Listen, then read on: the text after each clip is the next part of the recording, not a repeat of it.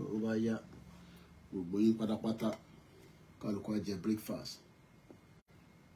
Okay, nothing now notice. Ó wà àná mo ṣe rí story yẹn lórí Instagram. Ọlọ́mọ ayẹ kí èèyàn bá neighbor burúkú pàdé. Ó dẹ̀ ó mọ̀ pé àwọn èèyàn wà nínú ilé yẹn, ilẹ̀kùn tó máa gbà jáde, ó dẹ̀ da petrol sínú ẹ̀, ó dẹ̀ sun ọmọ nínú ilé. Ó wá ní wọn mọ̀ pé building ni àbí property yẹn pé èèyàn wà nínú ẹ̀. Yeah, join Starr Radio jàre. No kò ṣàánú wa. Lọ́mọdé àpàdé àgbàkọ àdàbà.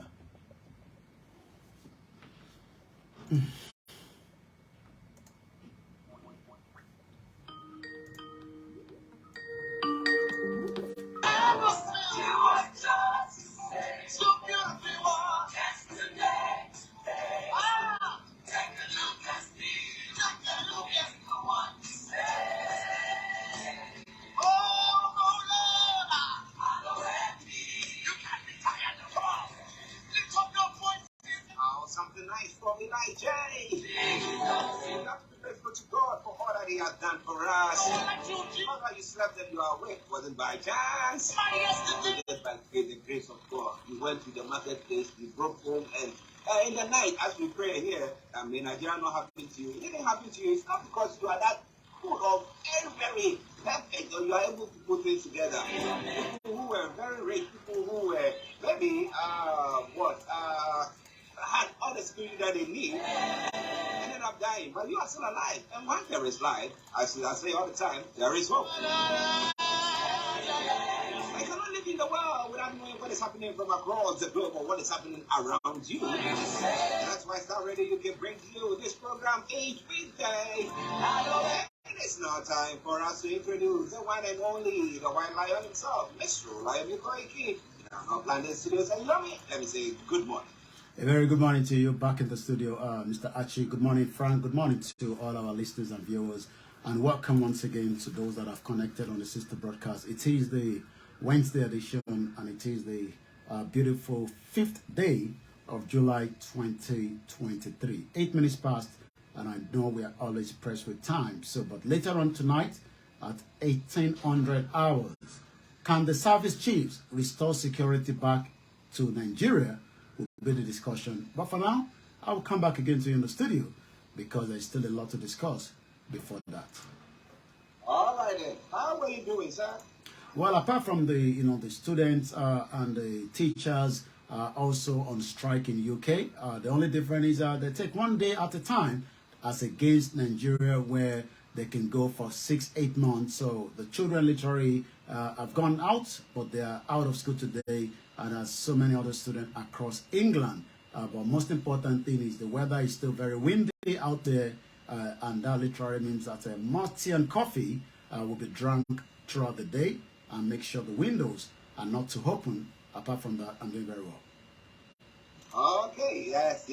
Now, behind you can see the some pictures of some of the service chiefs who have, the military who are giving the reassurance to the president that, look, you know what, we have, actually submitted, or we are submitted to democracy, and therefore we are reassuring you that there's not going to be anything at all.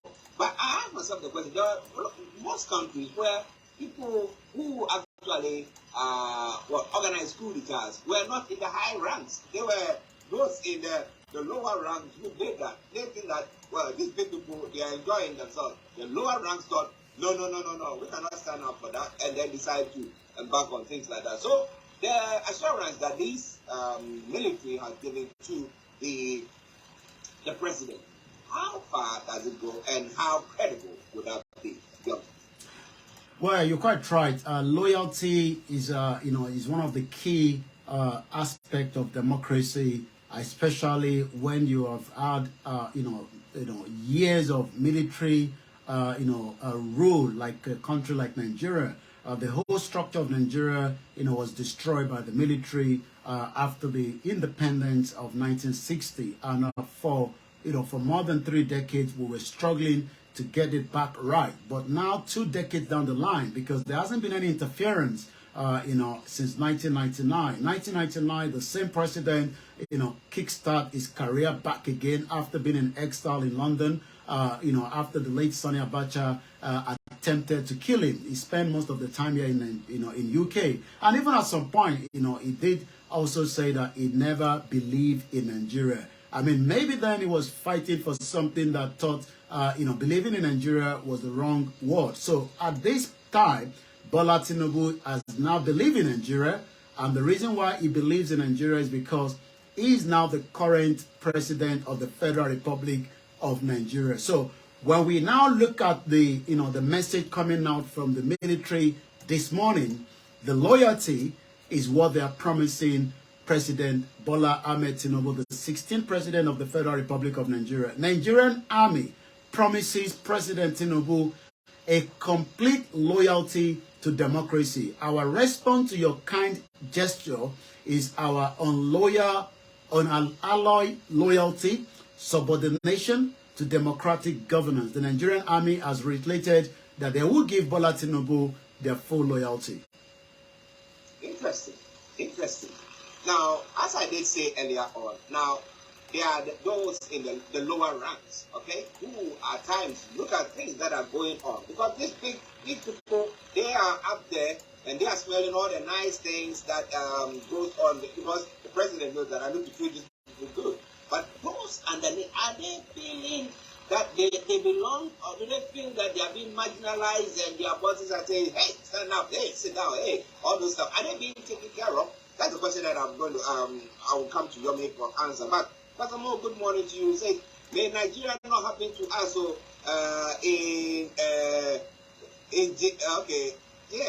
okay. Nigeria is highly unfixable because there are lots of looters among the politicians and traditional rulers. It goes back to say they think less about the common people, and that is true. And like this situation I'm talking about, the military chiefs or the bosses, the generals, and all those the high-ranking officers think that, you know what, we'll give you the support. We are okay, because they know they are getting lots of money into their wallets, or being treated the way they're supposed to. Or what about the younger people or the junior ranks? Yeah. Well, the junior ranks have always been, the one complaining. But what we might probably see is different from maybe what we have witnessed during, the former president, Muhammadu Buhari, that is currently still in London, from information that we heard. I remember that it's all about, the lead or the leader of any of the organization or the military architect, whether it's the Navy, the Air Force, making sure that, whatever the budget that is given to them, to take care of the low ranking, from making sure they have, the good welfare package, they are well kitted, their families, because, the beauty of working in a military as a, for your country is to make sure that you can enjoy the benefit. You look at American soldiers, you look at the UK, the European soldiers, the military, they seems to be given the package, and that literally means that people want to be part of that system. I remember that, as a police as well in Nigeria, you are given, a lot of, free housing, but most of the houses are now dilapidated. Not that money has not been allocated to such, but again, somebody somewhere have run away with the figure, and that literally means that, those underneath are feeling the brunt. Will they be able to unseat the government, especially the junior ones? I think I was looking at a video on the Instagram yesterday where I think it's Guinea, the president, there was a coup d'etat, and he was in his agbada, but you can see the amount of security. I think maybe that was during the Eid. He was being protected fully while he was walking on the street. We know that was a coup d'etat. But whether we can have a coup d'etat, remember I told you a few days ago that it seemed that the previous military generals have been given a well package that might probably keep them away from interference. The question then is, will the new chief of staff make sure that the package for the younger ones are well taken care of? Well, would that be? Or would they feel that, look, these people are enjoying, we are not, and what? First of all, hey, thank you very much. JN, may Nigeria not happen to us, in Jesus' name. Yes, I got it. Yes, did I? Good. All right, then. Thank you very much to everyone of the world, the various platforms listening to us. We salute you. I say it all the time. Without you, there will be no point sitting here to look at anything. All right, then. Now let's move on to some other stories because, as we said, we are pressed with time already. Now, the Nigerian Customs has seized 3 billion smuggled rice and arrested 344 smugglers. Now, where did it come from? I'm sure it will be coming from Benin side of the border, and therefore, Well, you're quite right. When it comes to, the rice, remember that during the former president, Muhammadu Buhari, he actually closed the border for a very long time. And the reason for that is the smuggle of rice. So about 3 billion worth of rice have been seized by the custom. Over 344 smugglers. So it is still like what we can call, a cocaine, because rice is well ate around the world, including Nigeria. Not that Nigeria do not have the capacity, to be able to also produce, the rice and grow it, but it's just, again, so many bottlenecks as well. But the Nigerian Customs Services have seized a total of 3.2 billion worth of smuggled rice between May last year and this year. That is about almost,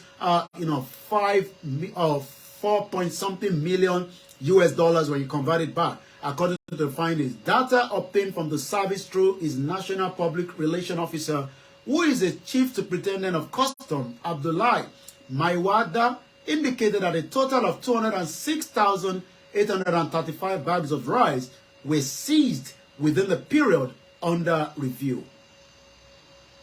That is a bit worrying. Well, it can't be confiscated because they said that the law says that you cannot import anything of the sort. But the question is, how much rice is being cultivated in Nigeria, or is being grown in Nigeria to actually subsidize whatever is being imported? So if we don't have enough, that means we are creating automatic scarcity, and that pushes the price up. And the poor person, yesterday we were talking about bread. Now, if we talk about rice and we say there's scarcity, which, is there's one of the staple food that people can eat there. So, what are they going to do? Destroy it and what? Or sell it? Well, I think, what has always been happening is, I don't think it has to be destroyed. It has to be given out, especially to places where there's a lot of IDP camps across the country, which has always been. But the other problem is, they are also being stolen by the same custom and resold back into the market. As much as we are giving these good information that customs seems to be working, they are seizing as many things, but also we know also by the time we go back, we've seen cases of bags of rice also kept in a very bad condition, and that cannot be used to feed the Nigerians as well. But we've also seen that some of those seized bags are also put back into places. But the highest value of the seizure was this year, February, with a total of 420 million was recorded, which comprised about 172 seizure of 12,239 bags of rice as well. Some are currently undergoing training and will be coming into the next few months. Custom must be proactive, says Afan, the president of All Farmers Association of Nigeria. Kabi Ibrahim says the Nigerian Customs Services must be proactive in manning the Nigerian borders, stressing that the activities of the rice smugglers have been affecting local production as well.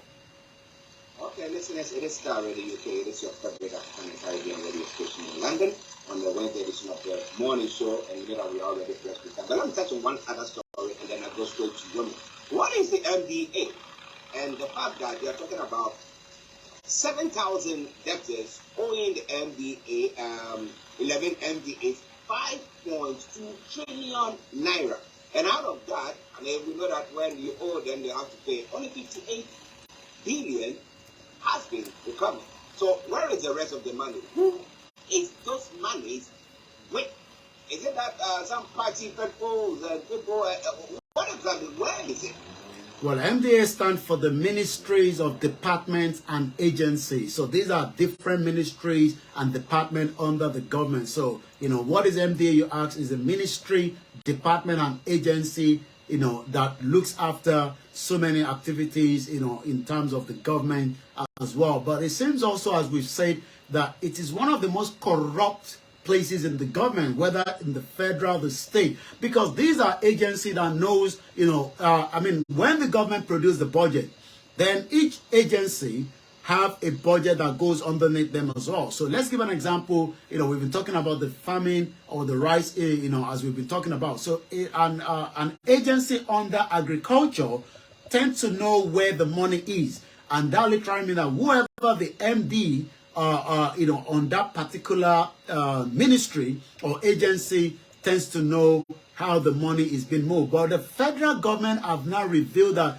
we have 7,000 debtors, whole 11 MDAs, which is ministry, 5.2 trillion naira, 58 billion has been recovered. So that means that individuals or different organizations or companies are owing the MDA. This debt came to spotlight from, again, data that was aggravated from 7 debtors across 11 MDA. So let's go into it. According to the Federal Ministry of Finance, Budget and National Planning, all the federal ministries, departments, agencies to key into its debt recovery policy to improve government revenue. Remember that this government needs a lot of money to operate, to take care of security, economy, and the welfare of so many Nigerians. But the director of the special project, Victor Omota, stated this during the South-South Zonal Sensitization Workshop on the federal government debt recovery drive through Project Lighthouse in Asaba yesterday. Mr. Omota said the ministry has actually recovered 58 billion naira that was owed to all these MDA out of 5.2 trillion. That is just like a pinch in the salt. Or what you can take about whether they'll be able to recover the 5.2 trillion. Imagine if this 5.2 trillion was used in the first place for the proper project. Maybe today, so many Nigerians will have access to jobs, good roads. But it said that the federal government designed the project through the collaboration of 946 federal MDAs to recover all the debt that is owed and also, most important, block the revenue leakages. Interesting. We talk about the country where we say that there is scarcity of finance and that fuel subsidies, removal and all stuff. And then we have a place where the whole system is hemorrhaging big time monies like this. But let's keep our fingers crossed and let's see what is happening there. It is all coming away from Starr Radio UK, your favorite African and Caribbean radio station in London. Now, no economy survives high cost of energy. Buhari removed fuel subsidy in 2016, but restored it to win 2019 election. Public affairs analysts have said. Because people were saying that they know that the fuel subsidy was removed long time ago. So the question was, where was that money going to? Yomi. Well, it seems that Bola Tinubu believes is the right thing, removing the subsidy that it can't continue to pay, countries that are non-Nigerians, subsidy when most of the importation end up in Ghana, Benin, and other African countries and Cameroon. But Majid Dahiru, a public affairs analyst, has described the removal of the fuel subsidy as taken from Nigerians the last most important and effective intervention in their lives. He has said that the energy needs to be subsidized by the government for the sake of productivity, noting that no economy can survive having a high cost of energy. 10,000 naira, which is equivalent to almost 10 pounds, if you want to put it that way, because the exchange rate is still fluctuating between 995 and 1,000 naira. So if I send 10 pounds home, that should buy about 134 units of the electricity at about 2 months ago. But if you buy the same units today with 10,000 naira, it is giving you 104 units. So let's give an example. A fashion designer needs electricity, at some point, to iron, to cut, and we're talking about those Nigerians that are in that sector. That literally means that they are not subsidized by the government and they will continue to lose, every part of their revenue putting it into the energy. President Bola Tinubu, during his inauguration speech, declared that fuel subsidy was gone, adding that no provision was made for it in the budget by the previous government. But Mojib, who made this known recently, was speaking during an interview, said every government must prioritize energy security, which means the availability of energy at affordable prices. Energy is very expensive across the world, but it seems that without the right energy, no Nigerians will be able to bring productivity out. And an example, a farmer that has produced cassava and corn, you can turn the corn into so many things, you know, from different other products, but you need the electricity to be able to do so and the right, skills as well. Garba Shehu, the former spokesperson of the ex-president Muhammadu Buhari, made it known that if Buhari has put all the effort to remove it, APC will have lost, and that is why they refuse to do so. And today, Bola Tinubu will have to deal with that, even though he's saving to the tune of 400 billion naira at the first month of the removal of the subsidy. Now, personally, I've been wondering over what they're talking about those who are designers and those who are in various sectors who use lots of energy to to create or get whatever product that they are actually producing. And I'm asking myself the question, do those production costs, is it captured in their taxes that they pay at the end of the year? So I don't know whether Nigerians pay it end of the year or monthly or however the system is like that. But here, if I'm going to be, filing my tax, what happens is that I take into consideration everything that I put together to get the outcome and then make whatever profit, and then out of that. So somebody will say, some way, somehow, they are able to retrieve whatever they are. But is that the same way, or the tax system is different? Do you know? Well, the tax system in Nigeria is not as it is in UK, where you can factor, some of these bills into your tax, and the government, then realize that, the reason why you're running, your small little business from the house also consume your energy bills, and you can put that in.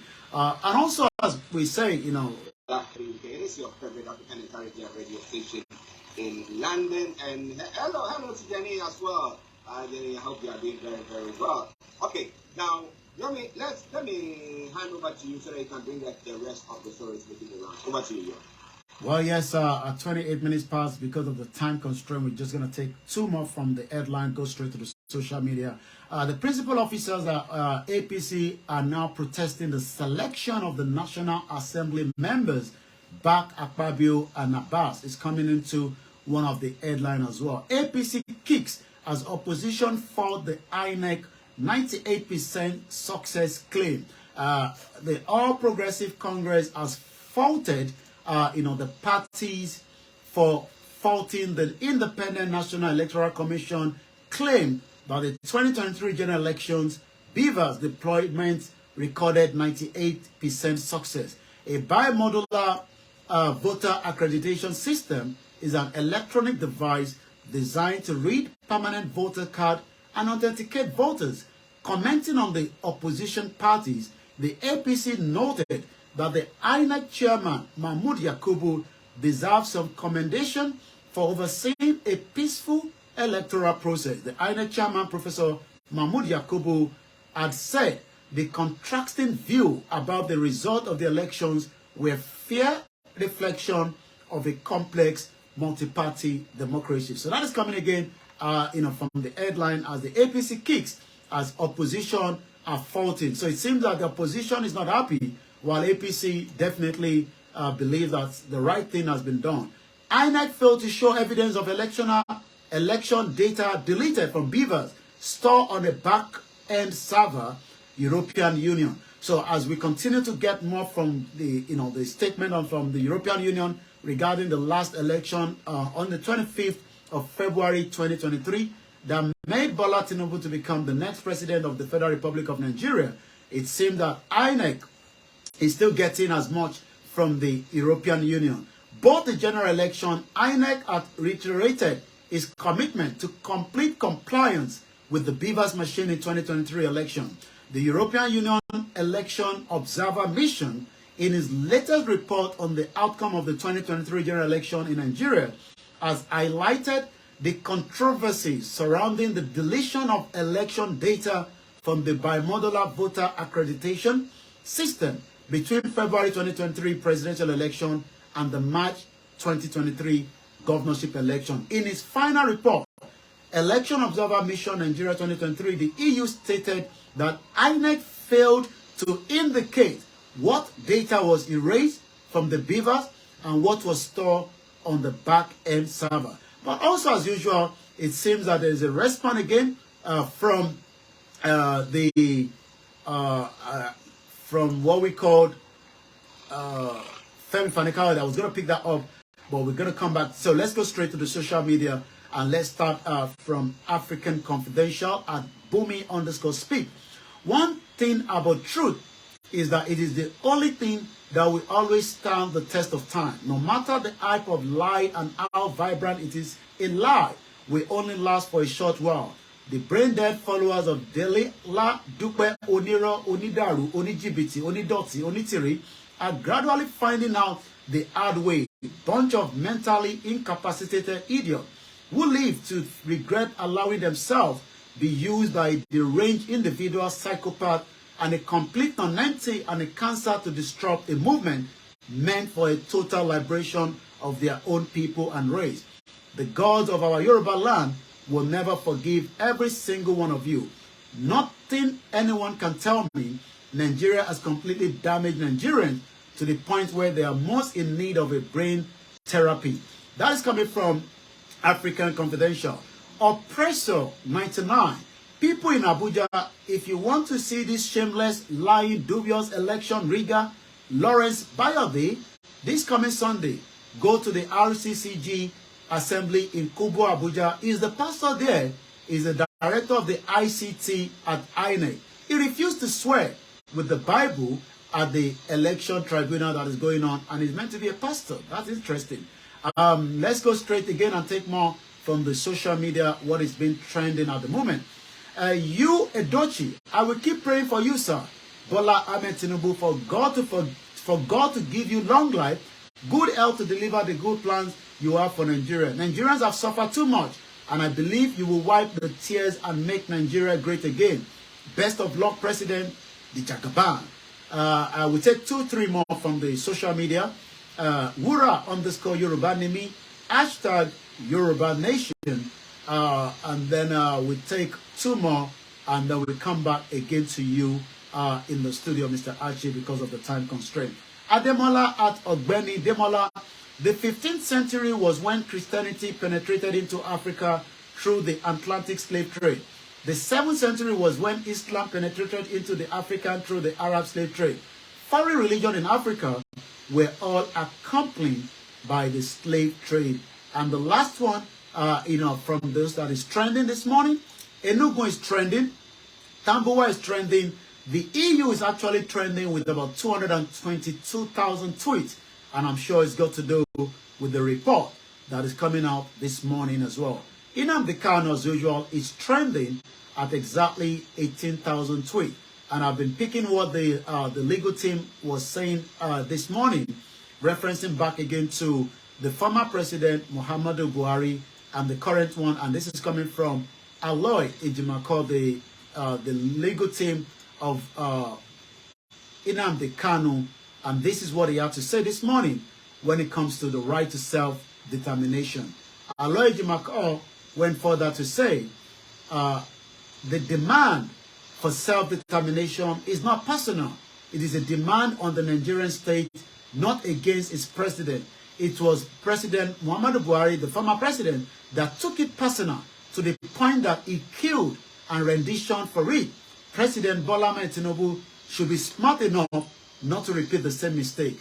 Ronu, which means think before you make any further decision. And that is how far I can go this morning because of the time constraint. I will return back again to you in the studio, Mr. Archie, so that we can bring it to the closure. But at exactly 1800 hours GMT, the Niger Voices will come on air, and the topic will be, can the service chiefs restore security back to Nigeria? Okay. I mean, they take the wonderful things that don't have enough to go through other stuff going on. But tomorrow, God bring it up and we'll talk about it. But this evening, as Yomi has said, exactly at 18 hours, that is BST, which is summertime, or Nigeria, it will be 6 p.m. Yes, join in, all GMT +1. Join in for that wonderful program. It's going to be a smasher. And the service chief restore security back to Nigeria. Okay, we'll be saying about that. Yomi, let me say thank you very much for that wonderful activity. Bye for now. Bye.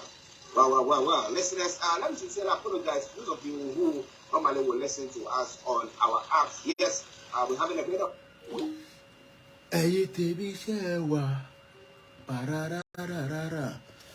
About to share program àwọn èèyàn máa fi phone wọn máa fi disturb ara wọn tó ń ṣe mí.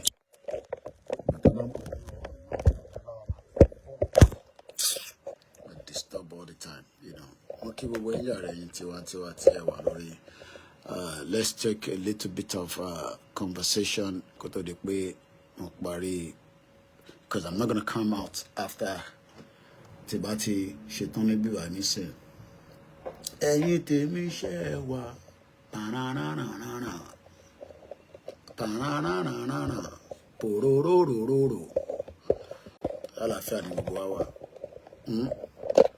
ẹgbẹ̀lẹ̀ bá ìjàre ẹ̀yin tí wá ṣe wà láti lọ wá nǹkan jẹ wọ́n mọ̀ sí Nàìjíríà I go find something chop ẹ̀ tó wà Nàìjíríà lè bí lè máa pa. To a London ebi gbọ́dọ̀ máa pàkẹ́ nígbà tó yẹ pé kò sọ jẹ́ lé I go find something chop ẹ̀rọ ìgbélé báyìí ẹ̀yà dá kámẹ́rà báyìí náà padà here we go yà wá. Ọmọ service chief àdéfìlà mi báyìí ẹ̀yin tí wá ṣe wà. Pararararara pororororo ṣàlàáfíà lẹ́wà ẹ̀yin tí Yorùbá nation ẹ jẹ́ kí kámẹ́rà mi náà kó máa rìkọ́dì ṣé dáadáa ní ẹ̀yin ọmọ Yorùbá nation àtàwọn APC báwo ni gọ́ọ̀mẹ̀ntì ṣe ń tírètì yín ẹ̀yin tẹ́ wà nílé ẹ̀yin tí ẹ wà nílé báwo ni gọ́ọ̀mẹ̀ntì ṣe ń tírètì yín òun ni question tí mò ń bí yín láàárọ̀ yìí.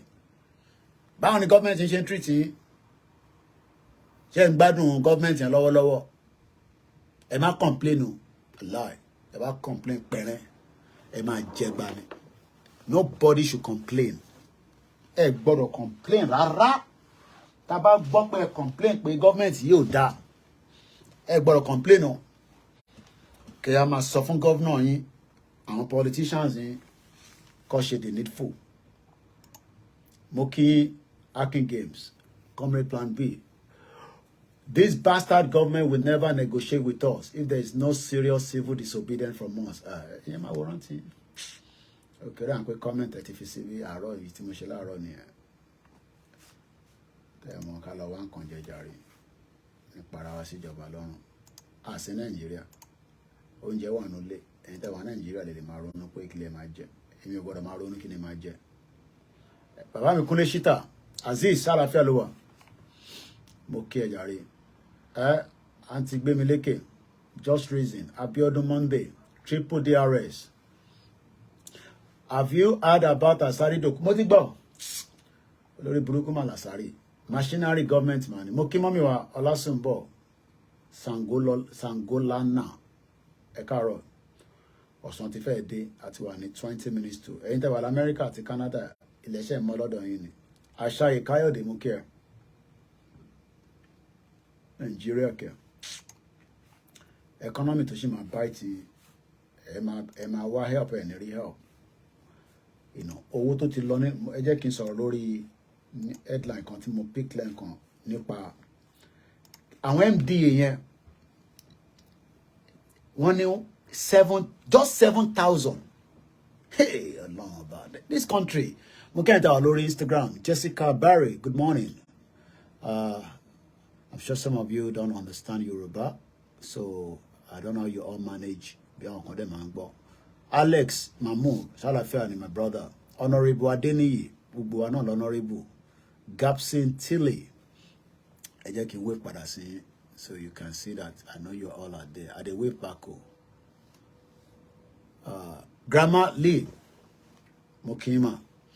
Ẹ jẹ́ n pa laptop. Ẹ jẹ́ n lọ pa náà nínú ilé mi jàre. Wọ́n jẹ iná electricity. Owó náà ti lọ sókè. Nídìí náà kankan. Bàbá ti lè rí mi bẹ́ẹ̀. Consume too much electricity. I mean, so that's okay like that. Save my own energy as well. It's expensive. Moki, Mommy Elizabeth. Baba mi Oluoma Adedeji. Regard to our lovely humble savior. Igbowo Sha Ogboyin. Baba Adejumo Ismaila Moki. Mr. Joe K. Moki.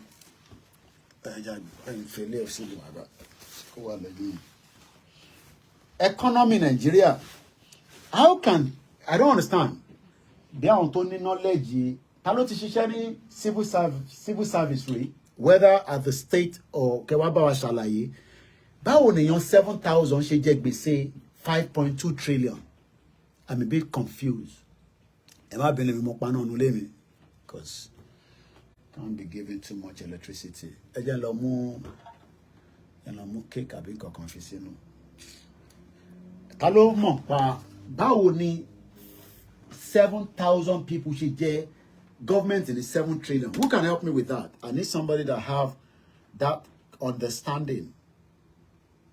It's crazy, man. 7,000 people or 7,000 debtors. There could be organization, there could be anything.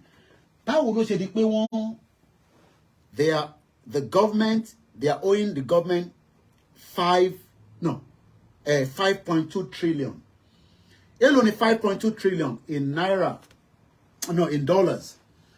They don't pay laptop, because consume energy. Tẹ́ bá mọ ètí mo san fún electricity mi lójoojúmọ́ nínú ilé yìí. Ẹ máa support wa more dáadáa.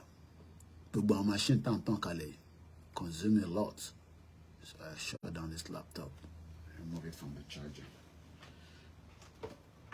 5.2 trillion. How much is that in dollars? Only 7,000 people is owing the government that. Out of 200 million Nigerians. I want 7,000 the government in it, 5.2 trillion. And some idiots will tell me that country is going to work. I don't even understand how some people think anyway. Do you know what that 5.2 trillion would have done? Báwo ló ṣe rí owó yẹn gbà lọ́wọ́ government? Wàá ṣeré jàre Mr. Alex Manu. Grandma, Mommy mi Dúpẹ́ Agboola Labandrotin, ṣàlàáfíà lẹ́wà. Ẹ̀yin tẹ́ wà lẹ́nu iṣẹ́ ní gbogbo sector. Ọlọ́run Labandrotin. Ẹ̀yin tẹ́ wà ní Nàìjíríà náà. Ọlọ́run náà làkókò máa ń parọ́ mọ́. Kọ́ Labandrotin náà ni. Ẹni tó bá ń rí ṣe náà máa ní Ọlọ́run náà ni. But in reality, Ọlọ́run àti fi deceive àwọn èèyàn. I mean, it's good people are there praying. But how do you get value when we are just praying? Yeah. So, how did 5.2 trillion just from 11 MDA, 7,000 debtors? Ọlọ́run bá wa pẹ̀lú mọ́mí. Mr. Lade, Ìjáyà mo kí ẹ. Ṣé tó bá ní understanding ẹ bí a kẹ́ pè wọlé ká kẹ́ bá wa sọ̀rọ̀. How did we òun amata sí lójú so mo try láti move away mo lè fi close curtain ẹ má bínú because I know the sun rail is coming through. How did we get to where 7,000 debtors is owing 11 MDAs 5.2 trillion? I don't know. So it's just crazy. The amount of debt. Termination. Oh man, it will be a lele to Paris. Chilawa Yorùbá máa sọ. Wọ́n lè ní wọ́n ṣe ọ̀dàlẹ̀ ọmọ Yorùbá. Oya ẹja máa gbọ́ sister wa kémi lọ fi máa ṣe nǹkan tí mo ń ṣe. Kì í ṣe àtọ̀run rí wà. Ẹ jẹ́ ká máa gbọ́ tó ń sọ. Látọ̀dọ̀ àwọn òmíyọ̀ lélẹ̀. Tó bá ti bínú sí ẹni yóò ṣẹ̀dá rẹ̀. Èèyàn burúkú kéèyàn tètè ya sá fún onítọ̀hún ni. ẹ máa gbé ọ̀rọ̀ ẹ lọ́rọ̀ kiri ẹ tó bá ń ṣe nǹkan rẹ ẹ máa tẹnu bọlẹ̀ ẹ ṣóhun nìkan ni mò ń gbé máa gbé ṣàgbàlá Gabriel nìkan ni kí ló dé why are we like this why are we like this.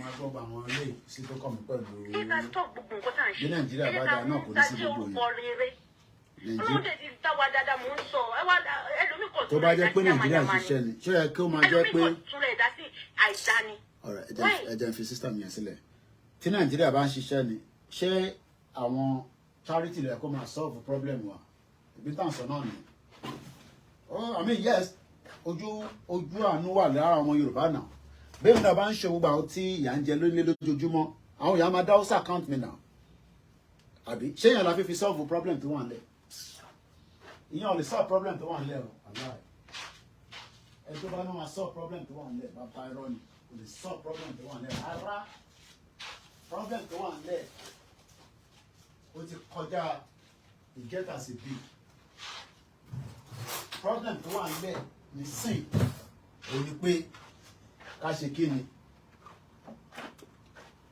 ká gba country yẹn padà ká lè take àwọn èèyàn wa ìyà ń jẹ àwọn èèyàn wa báwo ni country báwo ni àwọn 7,000 debtors báwo ló ṣe máa jẹ gbèsè 11 trillion báwo ló ṣe fún wọn láyè yẹn that's a lot of money man báwo ló ṣe ní access sí owó yẹn in the first place that's a lot of money we're talking about 5.2 trillion àti ìrẹ́ni kankan bá mi convert sí dollar àwọn ìgbọ́n mi ṣẹ́gun ọ̀nà bí àwọn tí bí iṣẹ́ tó ń ṣe bí àwọn tí wà lẹ́nu iṣẹ́ kò sẹ́ni tó fi bá convert sí dollar báwo ni ẹ wá ṣe sọ pé Nàìjíríà máa work nígbà tí MDA tó jẹ́ kó jẹ́ bí àwọn olóyè kó jẹ́ bí function role pé okay o ẹ fẹ́ ṣe country o this and that o mọ role MDA ni àwọn ni ministry now ìtawàdẹ gbọ́njúmọ́ òun ni pé ministry ló ti máa lọ gba wàá gbé proposal lọ fún wọn mo lè ṣe títì bẹ́ẹ̀ ni mọ́mí wa grandma Nigeria business without accountability kí lẹ kọ síbẹ̀ yẹn Nigeria from all Nigerian debt that nobody benefit from bẹ́ẹ̀ ni I mean we're talking about 5.2 trillion by 7,000 debtors I don't know I'm confused 7,000 debtors wọ́n jẹ gbèsè 5.2 trillion owó government lélẹ́yìí kò ń ṣòwò anybody and when you break this money down owó tẹ́ kó lọ sí gbogbo local government nìyẹn for one reason or the other tá bá bẹ̀rẹ̀ sí wo breakdown yẹn máa kà tán nísìnyí mò ń bọ̀ but tá bá rẹ̀ tó fẹ́ pè nọ́mbà tẹ́ lè pè sí torí mi máa jẹ scones nísìn àti bọ́tà díẹ̀ lórí ẹ̀ ní apara mi síjọba lọ́rùn nọ́mbà yẹn òun ni +44 74 74044059 program yóò ní lọ for too long because a ṣe ń padà bọ̀ ní ìrọ̀lẹ́ but at least ká ṣe máa ṣe lọ báyìí náà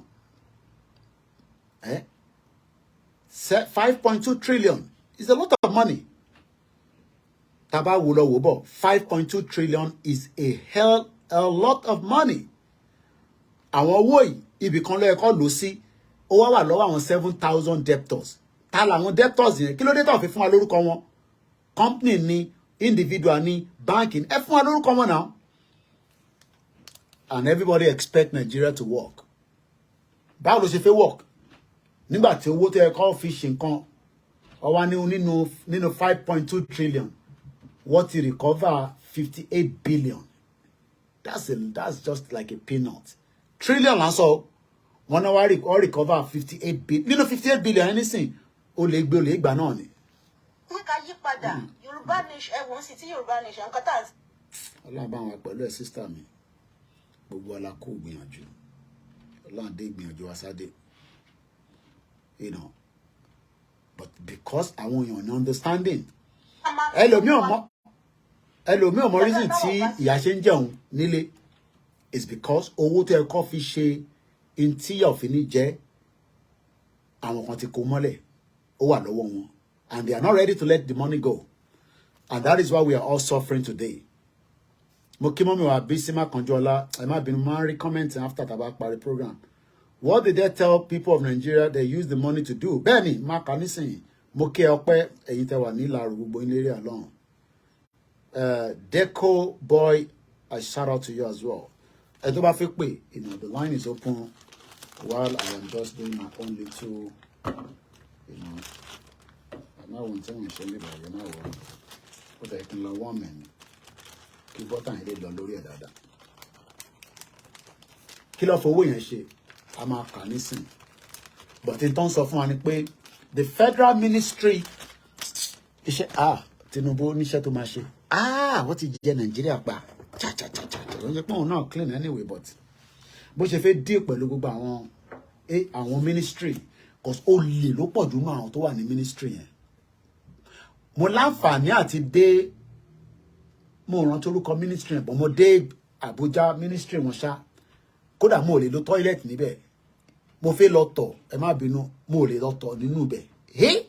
Ó rùn gbòlà ni. Bola. Mo rántí hold it on here tí mo fi jáde. This was in 20.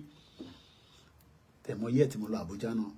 Bí a back end tí ni a bá mi send message sórí. Jẹ́ǹbẹ̀rẹ̀ ni wọ́n yẹ́ wọ́n lọ Abuja náà. What year did we travel to Abuja?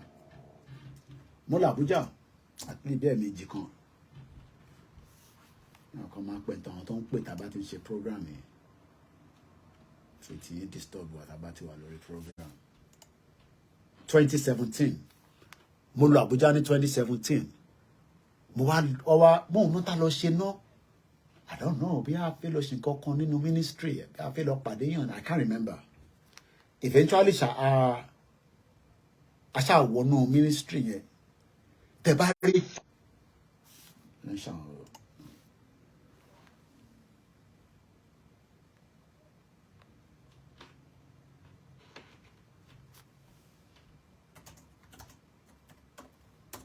Okay. On the chief of army staff, one Ibadan, Okorire.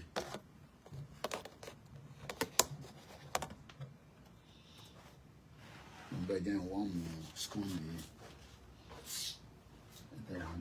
oh. I can't finish a trial. Can't finish a trial blocking. Very sad. Very sad.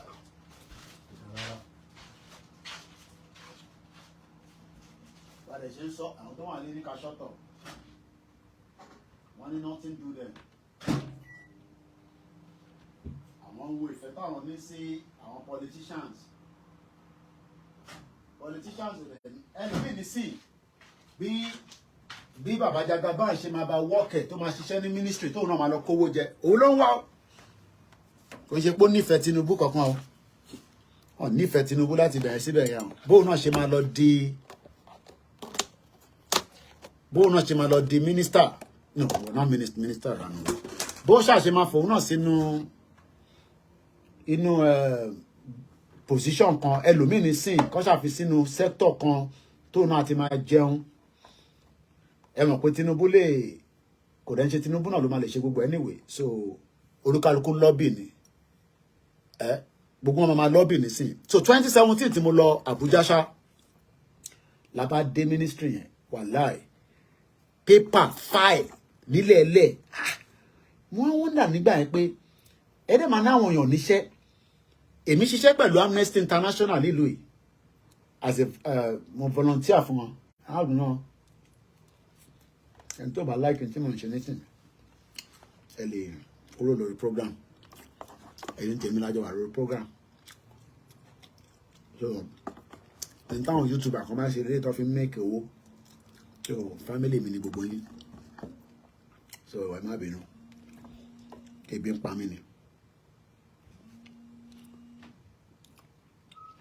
a lọ ń pè sórí nọ́mbà yẹn wọn pè wọn padà àbọ̀rọ̀ mi yẹn nísìn nígbà tí mo dé Àbújá a lọ ṣe nǹkan kan no mo rántí ó rà pé mo lọ bá pàdé mi kan bẹ́ẹ̀ ni àbí àtẹ̀lé ló tọ́ílẹ̀tì yẹn náà nígbà tí mo fọnú tọ́ílẹ̀tì mo sá jáde ni mo rántí mo lọ bá pàdé mi kan níbẹ̀ ọmọ àgbẹ̀sọ́bà ni tó ń ṣiṣẹ́ níbẹ̀ I think so yeah no Tàbẹ́kúta nìyẹn mo mix it up Tàbẹ́kúta nìyẹn tàbẹ́kúta tí mo lọ ministry ta lọ àwọn yẹn wọ́n tẹ̀ níná wọ́n níná níbẹ̀ so tó bá wá lọ síbẹ̀ bí arọ́ ti bá ń parọ́ gbogbo ilẹ̀ máa mọ̀ náà ẹ̀yin tẹ́ ti lọ síbẹ̀ tó bá wá lọ síbẹ̀ tó bá ní kankan tó fẹ́ ṣe wá tan generator olúkálukú wọn ló ní generator ní ọ́fíìsì I better pass your neighbor wá tan generator you know it's crazy. Nigeria is a crazy country. Ẹ jẹ́ n padà sórí yẹ lọ bọ apple juice jàre ká tó wá jẹ proper food later lọ́sàn. Now ẹ jẹ́ ká kàdé ẹ̀ mo fẹ́ wo bí tí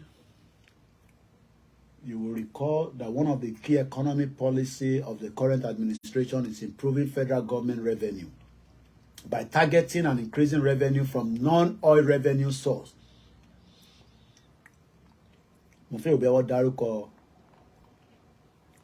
now wọ́n fún wa ní details àwọn tí ó jẹ́ 7,000 yìí. Ṣẹ̀rí problem tó wà Nàìjíríà ni pé there are too many stakeholders tó yẹ pé they are using Nigeria as their franchise. Ṣẹ̀rí mi àti yín báyìí tá à ń bára wa jà especially ẹ̀yin tí ẹ agree pẹ̀lú Yorùbá nation ẹ máa bá wa ẹ jẹ́ kájọ máa bára wa jà báyìí káwọn máa jẹ owó. Bẹ́ẹ̀ni bread àti butter wàá ṣeré yàrá aziz ẹyẹ lọ bọ apple juice náà kó má lọ há mi lọ́fun kí ẹlòmíì ìwé tí wọ́n bẹ̀rẹ̀ nísìnyí àdúrà pé kó há mi lọ́fun ló ń gbà bó ṣe wà yẹn. Ìlú ẹ̀kọ́ ni problem yìí. Ìbá wá problem yìí. Nàìjíríà ni problem yìí. Oríkì mi ẹ̀kọ́ ni problem yìí.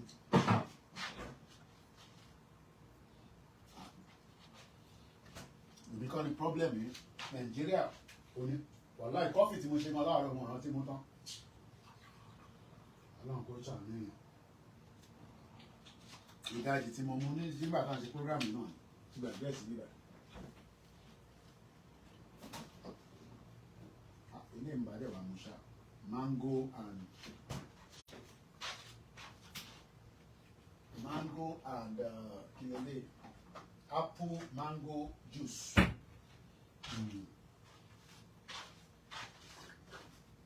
Ìtọ́ jẹ́ ká máa fresh in London náà nìyẹn. Ṣẹ̀jẹ̀ ara gbé apple mi sí ibà màá tún wá mu eléyìí ni wọ́n ń pè ní apple mango juice. Wọ́n bá ṣẹ̀ra ilé ìwálé lánàá ni.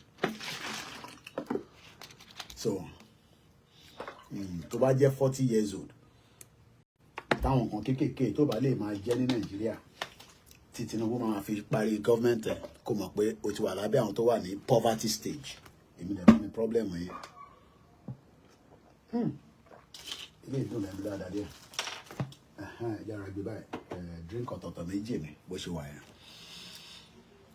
Àníṣe now gbogbo tó kọ sínú átíkù yìí nísìn wọ́n fún wa lórúkọ àwọn tí ó jẹ́ debtor yẹn but èmi àti ẹ nísìn èmi àti ẹ lájọ ń jà lórí social media àwọn kan ló ní 5.2 trillion àmọ́ orúkọ wọn àmọ́ company wo ló wà involved wọ́n kàn sọ pé 11 MDA ta ló mọ̀ tán pè ní MDA ẹlòmíì ò mọ̀ tán pè bẹ́ẹ̀ o tó bá mọ̀ tètè yá sọ kí n lè ṣàlàyé fún ẹ. Èmi ní kẹ́ máa bú bàbá tó yìí ní kẹ́ máa bú àti gbowó àwọn tó ń jẹ owó yín mọ́mí mi má kànjọ́ lá ní. The government, if you expose me, I will expose you. What is the secret of Nigerian leaders? Bẹ́ẹ̀ni, wọ́n fẹ́ expose ara wọn. Wọ́n mọ àwọn tí ó jẹ́ 7,000 debtor. Ó yẹ kó list gbogbo orúkọ wọn jáde ká lè sọ pé olè lélẹ̀ ó wà lára àwọn tó jẹ́ the same thing pẹ̀lú AMCON. Ẹ mọ̀ pé AMCON yẹn ni ó máa ń gba owó AMCON Nigeria. Wọ́n pè kíní kan ní Asset Management Corporation of Nigeria, AMCON. Àwọn olè pọ̀ lábẹ́ AMCON yẹn. Mo kí ẹ̀gbọ́n mi David Adégòkè. Ẹ káàárọ̀ sà.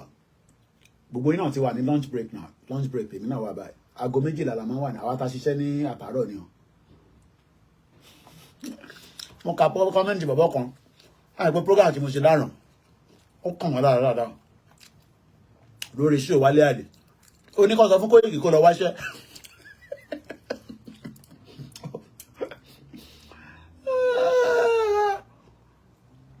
ó ní àwọn fún Koiki kó lọ wáṣẹ́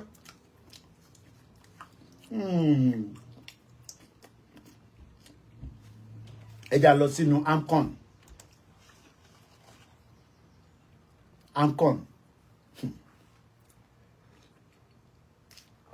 4 days ago news business day in Nigeria ẹja nǹkan tó kọ síbẹ̀. Many Nigerians are not interested to know about all these details. But about to watch on social media. Hey, kí ló ń sọ bẹ́ẹ̀ yẹn? Ló ń sọ̀rọ̀ Tinubu. Àwọn ọ̀dẹ̀. Wọ́n ti bà Nigeria jẹ́. AMCON, managing asset for Nigeria. No, let me take that again. Managing asset for investors, security in Nigeria. June 30, ní article yìí. 2023 by Bashir Ibrahim Hassan.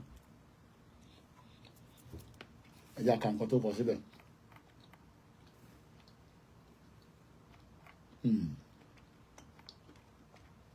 Máa kà mú bọ̀. All too often, investors in businesses who were not involved in the day-to-day running of the show looked on helpless when owing to a variety of factors in prevailing global, national, and local economy. The fortunes of the businesses took a downward dive as individuals.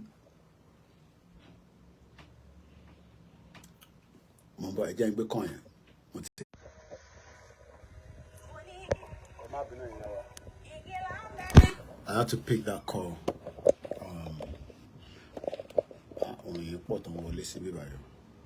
So, bí ṣe ń sọ lọ, ẹ jẹ́ ká fi àràbà sílẹ̀. À ń sọ̀rọ̀ nípa AMCON lọ. Tó bá mọ̀ tó ń pè ní AMCON. AMCON yẹn jẹ́ bí àwọn ní government set up láti recover gbogbo àwọn tó bá jẹ gbèsè fún federal government.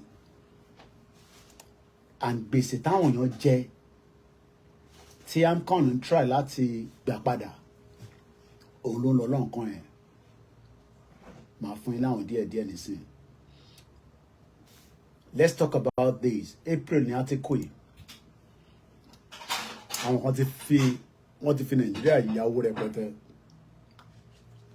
Director mi ti sá lọ ọmọ ibi tó wà ó ti yá dànù. Èmi àti ẹ̀ka máa bára wa jà lórí social media wọ́n ti gbowó gidi lọ́wọ́ government. I mean lọ́wọ́ àwọn banks rather anyway. Lára àwọn tó gbà náà ni irú ilé tá à ń sọ lọ pé debtors because owó tó gbà fún project tí government ti san fún wọn tí wọ́n perform tó yẹ kó ṣe government ò rówó gbà so tí government ò bá dẹ̀ ti rówó gbà AMCON ló máa take up the next line of action láti lọ wá ibi tó wó yẹn há sí láti lè make sure pé wọ́n rówó yẹn gbà padà.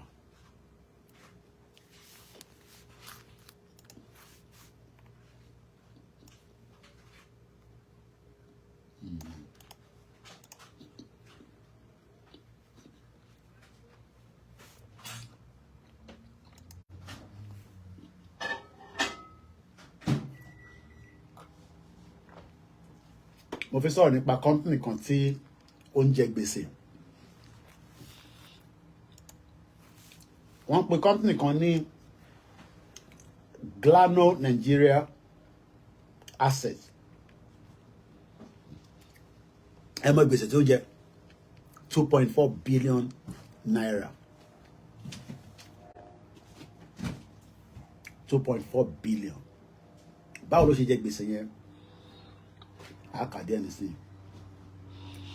The Asset Management Corporation of Nigeria, AMCON, says it has taken possession of assets belonging to Glano Nigeria Limited over indebtedness value at 2.4 billion naira. In a statement on Monday, article was April ọdún yìí o. So sorry what on the man was on social media. Oh, ní understanding àwọn tó jẹ gbèsè ní Nàìjíríà tó fi jẹ́ kí Nàìjíríà lọ síwájú pàdípàdé government ní gbogbo wọn jọ ń ṣe.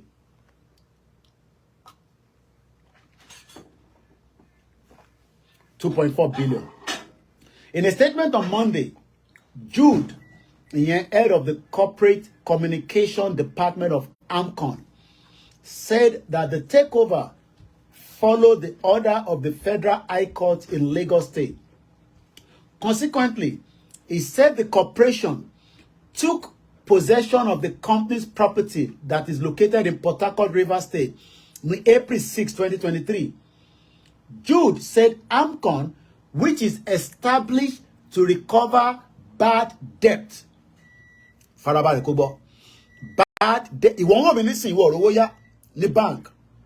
Owó gbọ́múlé lantan ló ń gbà tí wọ́n yọ ẹlẹ́nu. Èèyàn kan nísìn ni wọ́n seize 2.4 billion. Farabalẹ̀. Ìgbà tí mo Google Glano Nigeria yẹn limited. Ó sọ bàtọ̀ register fún mi. It could be proxy, I don't know. It could be for good reason, I don't know. But what rí owó gbà? Because what owó gbà ni government gba losses the assets wọn to the tune of 2.4 billion. What owó gbà ni? Glano Nigerian Limited was incorporated in Port Harcourt, Nigeria, with the registration number 71220. It was registered on the 17th of April, 1985. Its current status is unknown. Company register office is 15 Birabi Street, Diobu, GRA, Port Harcourt, Rivers State. Status unknown. Taloni, ọkọ síbẹ̀. Okay, one is Gladi Masi Oreo. That's all we know. Tó bá jẹ́ pé ìlú yìí ni, ó máa fún wa ní more details. As a breakdown fún wa. Tó bá jẹ́ pé company tó fi search nílùú yìí ni, as of when, as a director, as a secretary, as a this and that. Let's just even leave it like that. Now, ẹ jẹ́ ká padà sórí AMCON. Kí ni wọ́n fi lọ gba assets these Glano Nigeria yìí limited?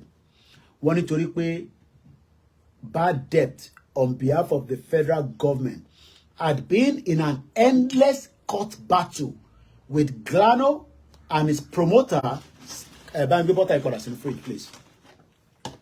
Glano and Nigeria since 2016, nothing far or yebo. Láti 2016, but had waited patiently till 2018. So, ìwọ tí ó jẹ́ ọ̀dọ́ nísìn, ìwọ rówó gbà, ó ṣe farming, kódà ó rí access sí fertilizer, ó rí access sí ó jẹ́ tailor, ó ní access sí support government. So, kí ló ń support government yẹn fún? Torí pé ó jẹ́ ọmọ Yorùbá ni, wàá jẹ́ ọmọ Yorùbá. Because irú àwọn tó gba 2.4 billion tó gbà lọ́wọ́ wọn nísìn, only God knows the total amount of owó gangan tó jẹ́. Ẹ jẹ́ ká pàdé ẹ̀ sí. The spokesperson said the court finally decided to back AMCON takeover. Pé kí ló dé? Ẹ ti gba owó lọ́wọ́ federal government. Bí àwọn fi ṣe project ni, who knows?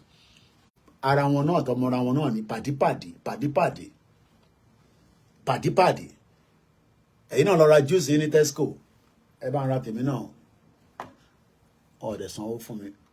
Kíní kan naturist làwọn eléyìí ń jẹ. Oríṣiríṣi náà lọ́kùnkún provide fún àlọ́nṣe. So, in compliance with enforcement order, AMCON ní Thursday, April 6, 2023, inú ọdún yìí, now took effective possession of the Glano Nigerian Limited property at number 22 Woji Road, Port Harcourt, Rivers State Capital, which had been under the management of Starling Law Alliance since 2019. Apart from granting AMCON possession of the property that is situated at number 22 Woji Road, Port Harcourt, the court also ordered AMCON to take all necessary steps required to realize the asset of the oblig within the judicial division by seizing and taking any money, bank, note, check, bills of exchange, promissory note, and all forms of bonds of security for money with a view to realizing the huge outstanding debt. Gbèsè tó ń jẹ pọ̀. Ìwọ wà ní Nàìjíríà nísìn, ó rí gbèsè kankan jẹ. Jọ̀wọ́ gbọ́múlé láńtàn tó gbà, àtowó ọ̀kadà tó ń san díẹ̀díẹ̀, àtowó kẹ̀kẹ́ nàpẹ́. So they compare owó kẹ̀kẹ́ nàpẹ́ gbèsè tó jẹ pẹ̀lú àwọn ilé tó ti gba 2.8 billion naira owó gbèsè tó jẹ federal government. And that is all we know. Báwo ló ṣe gbowó yẹn lọ́wọ́ government? No more details. Ìyẹn lọ bẹ́ẹ̀. Kò ń ṣàwọn nìkan wọ́pọ̀. Ká tún wò mí. Kódà AMCON wọ́n fẹ́ gba owó ilé tún gara. AMCON EFCC detains AMCON official. Kò yé mi o. EFCC tún detain AMCON official over 120 billion naira fraud in Arik Air. Ta ló rántí Arik Air? Ó rà pé ìgbà kan Arik Air máa wá sí London. I think so. Gbogbo wọn ò lè ní gbogbo wọn pátá látòkè délẹ̀. 419 times 3 bí grandma mi ṣe máa ń sọ. Òun ọ̀pọ̀lọpọ̀ àwọn tí wọ́n tẹ́ máa ń tọ́ dagbádá bolẹ̀, dagbádá òṣì bolẹ̀, especially àwọn tí Yorùbá yẹn, dagbádá wèrè bolẹ̀. Ó lè ní gbogbo wọn. 419 government ló pọ̀ ní gbogbo wọn. Ìwọ wá ní kó support Yorùbá nation. Níbo ló ti fẹ́ gbà support Yorùbá nation? They are 419. Àwọn ọmọ bó ṣe ń gbowó lọ́wọ́ government through àwọn MDA. Wọ́n mọ bó ṣe máa pàdé MDA nínú club. Gbogbo wọn ló pàdé ní Èkó tennis. Gbogbo àwọn club yẹn Èkó tennis club gbogbo kí. Gbẹgbẹgbẹgbẹgbẹgbẹ lọ. 419 ní gbogbo yín. Criminal. Èkó tennis club, Ìkòyí club, kìíní ibẹ̀ ló ti ń pàdé. Ibẹ̀ ni gbogbo wọn ti ń pàdé. Àwọn big men. Wọ́n fowó Nàìjíríà, wọ́n fi ń ṣe big men. Ìwọ wá sórí social media nísìn, ó wá ń point finger sí bàbá Akíntóyè. Orípò ní làákàyè. Òun bẹ́ẹ̀ mi jà torí Bọ́lá Tinubu jà gbọ́. Kí ló ṣe èmi tẹ̀lé tún ilé tó tún yà mí lẹ́nu? EFCC tún detain AMCON official over 120 billion fraud nínú Arik. Ó lè gbọ́ gbogbo breakdown yìí torí pé ìbò ló ti fẹ́ gbọ̀wọ́ tẹ́bí ń pa. Èmi gbogbo tí mo jẹ nísìn nínú kinní yẹn nísìn eléyìí ti wà enough. Mo dẹ̀ ṣe máa jẹ nǹkan míì. Mo kàn fi nǹkan sínú lẹ́ǹkan ni. Pé kí inú kàn fi tinú la fi ń ṣe títà. Túbọ̀ máa bọ́ àwa. Bí èmi nìyà ń jẹ. Ìwọ ọ̀dọ́ ò ní access sí owó. Àwọn dẹ̀ ní access sí owó yẹn. Ṣèbí Nàìjíríà ní gbogbo wa. Gbogbo àná rẹ̀ ká ní access sí owó yẹn náà. Ẹ jẹ́ ká ka article ilé. Gbogbo ilẹ̀ ṣàrántí Arik Air. Ó dà pé ó ná international náà. The economic and financial crimes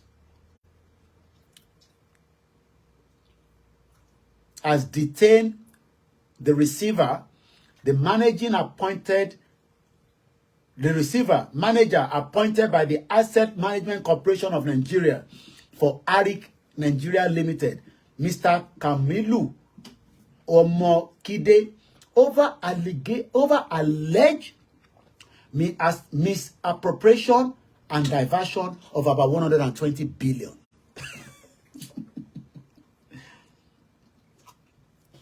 Saturday Punch learned that EFCC detained Omokide alongside with one Captain Samuel Kokruk in connection with alleged illegal sale and tearing down of a $41 million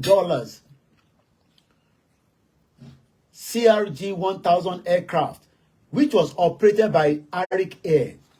Document obtained by our correspondent on Friday revealed that the detention of the two top executives was square to a petition written by human rights lawyer Femi Falana, senior advocate of Nigeria, who is a solicitor to Arik Nigeria Limited.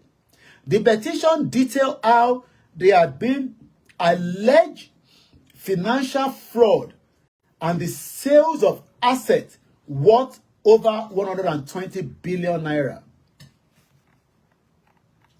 The petition addresses to the EFCC chairman was dated on April 27, read, "We are solicitor to the Arik Nigeria Limited.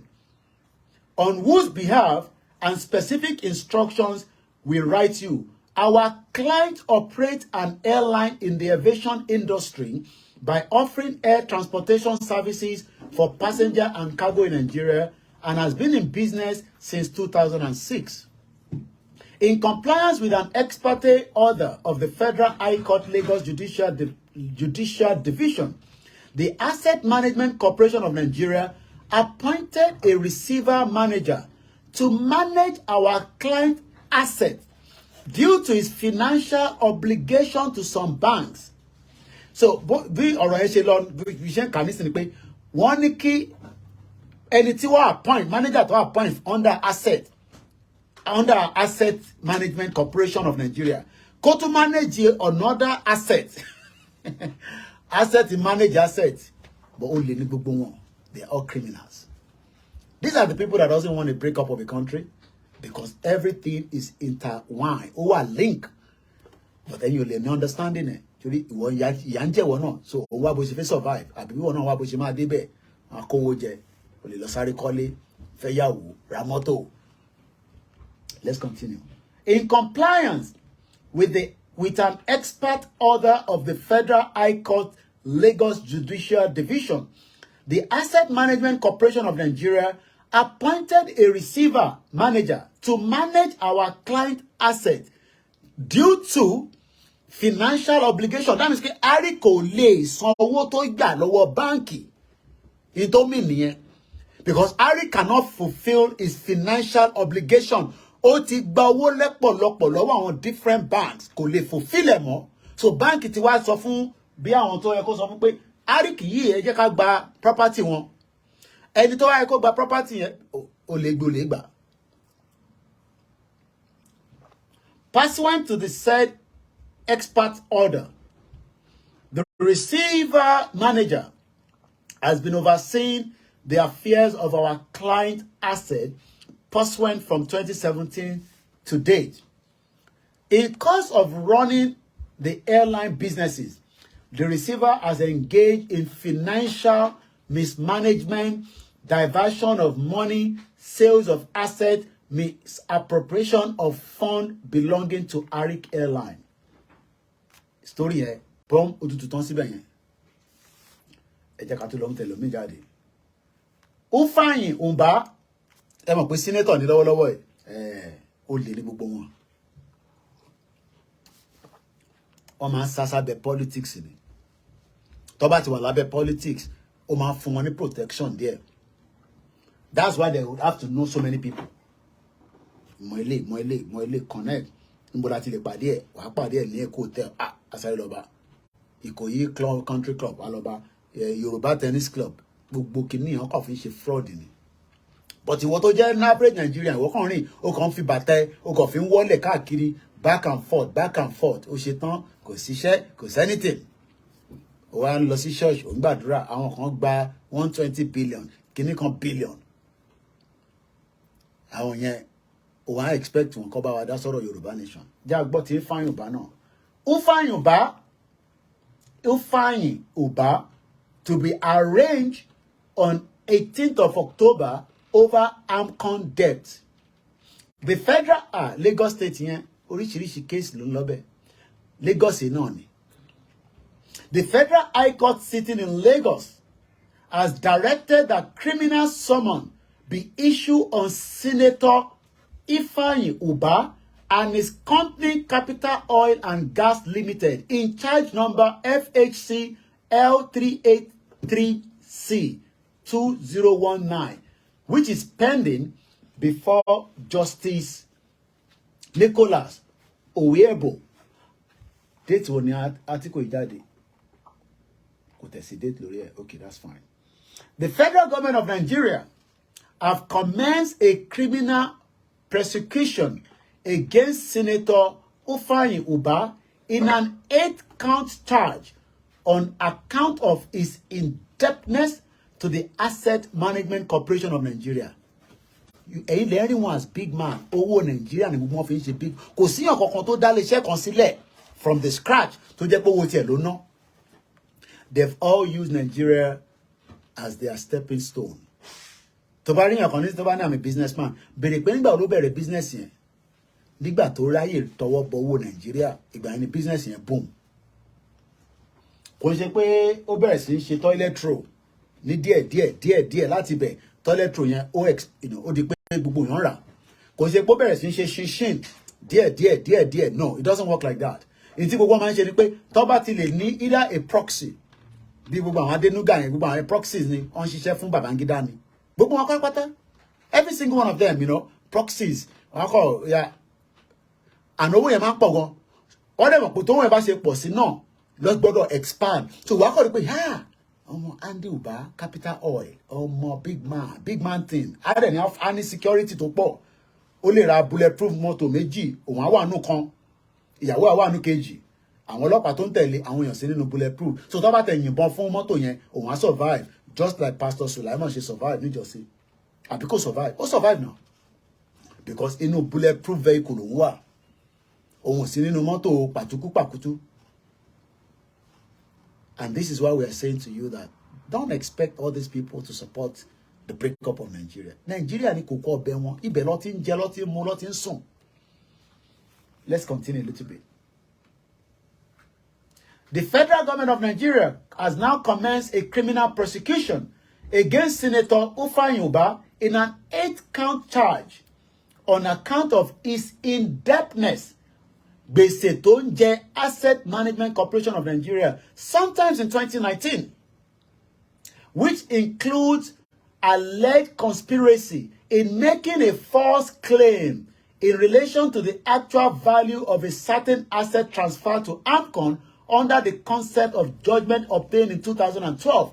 We were talking for case in 2012, 13, 14, 15, 16, 17, 18, 19, 20, 21, 22, 23, 24. No, 20. So, almost, no, again. 2012, 13, 14, 15, 16, 17, 18, 19, 20, 21, 22, 11 years. One fa case kan bọ̀ láti 11 years. Well, it's resort out. Because, bó ṣe ń bá fà yẹn, òun náà tún máa lo agbára tiẹ̀. Bí wọ́n bá jí ṣinṣin nísìn, a gbé dé police station. Ọlọ́pàá gba etí ẹ̀ gbáwèrè, á nù ẹ̀ nínàkúnà. Àbí kó bá gbowó pọ́nmúlé lantern, wá lọ threaten ẹ̀. And this is what we are saying to you. Bẹ́ẹ̀ náà fẹ́ Yorùbá nation. Society tẹ̀ máa gbé lélẹ̀. Pàdí society. 11 years láti 2012 ló ti ń bá Andy Uba fà wàhálà. Kò tí sí solution títí di wákàtí. Òun náà ní lọ́yà, àgbà lọ́yà, a press button. Gbogbo àwọn tó bá mọ̀, wọ́n máa bá lọ́yà yẹn, wọ́n máa bá judge sọ̀rọ̀. Gbogbo àwọn judge yẹn náà wọ́n bá sọ̀rọ̀ náà. Owó wọn ló pàdé ní clubhouse. Gbogbo wọn ló ní clubhouse tó ti ń pàdé náà. And you expect all these people to say we should. So even in Nigeria, àwọn tó fẹ́ jẹ́ kó pín ló pọ̀ jù. Because they don't want it to happen. Because tó bá ti ṣẹlẹ̀, wọ́n mọ̀ pé a máa mójútó ara wa dáadáa. Ẹni tó bá jalè, a lọ sí court. BT kékeré máa dùn. Papa. Àṣekésẹ̀, a close yẹn. Sentence, lọ ṣe prison sentence. Kò sentence, máa lọlé ó dàbọ̀. Nǹkan méjì náà ni. Tó bá rúfin, you go for it, wà lọ serve sentence. Tó bá dẹ̀ ṣe tán, wà padà sí society. Tàbá fẹ́ pé a gbọ́dọ̀ gbé padà wá society. But àwọn ọ̀fẹ́ yẹn, fẹ́ society tó máa oppress gbogbo yín. Tó máa oppress yín, máa tẹ̀ sí yín lójú. Ẹ wá máa lọ sórí Instagram page wọn. Ẹ lọ máa wọ́ṣẹ́ ní agbádá olè. Agbádá 419. A máa ṣe wedding, ṣe party, ṣe big party. Owó Nàìjíríà lọ fi ṣe party wọn. Kò sẹ́ni kankan tó dá business kankan sílẹ̀. Ta lè sọ pé nǹkan báyìí ló ń ṣe.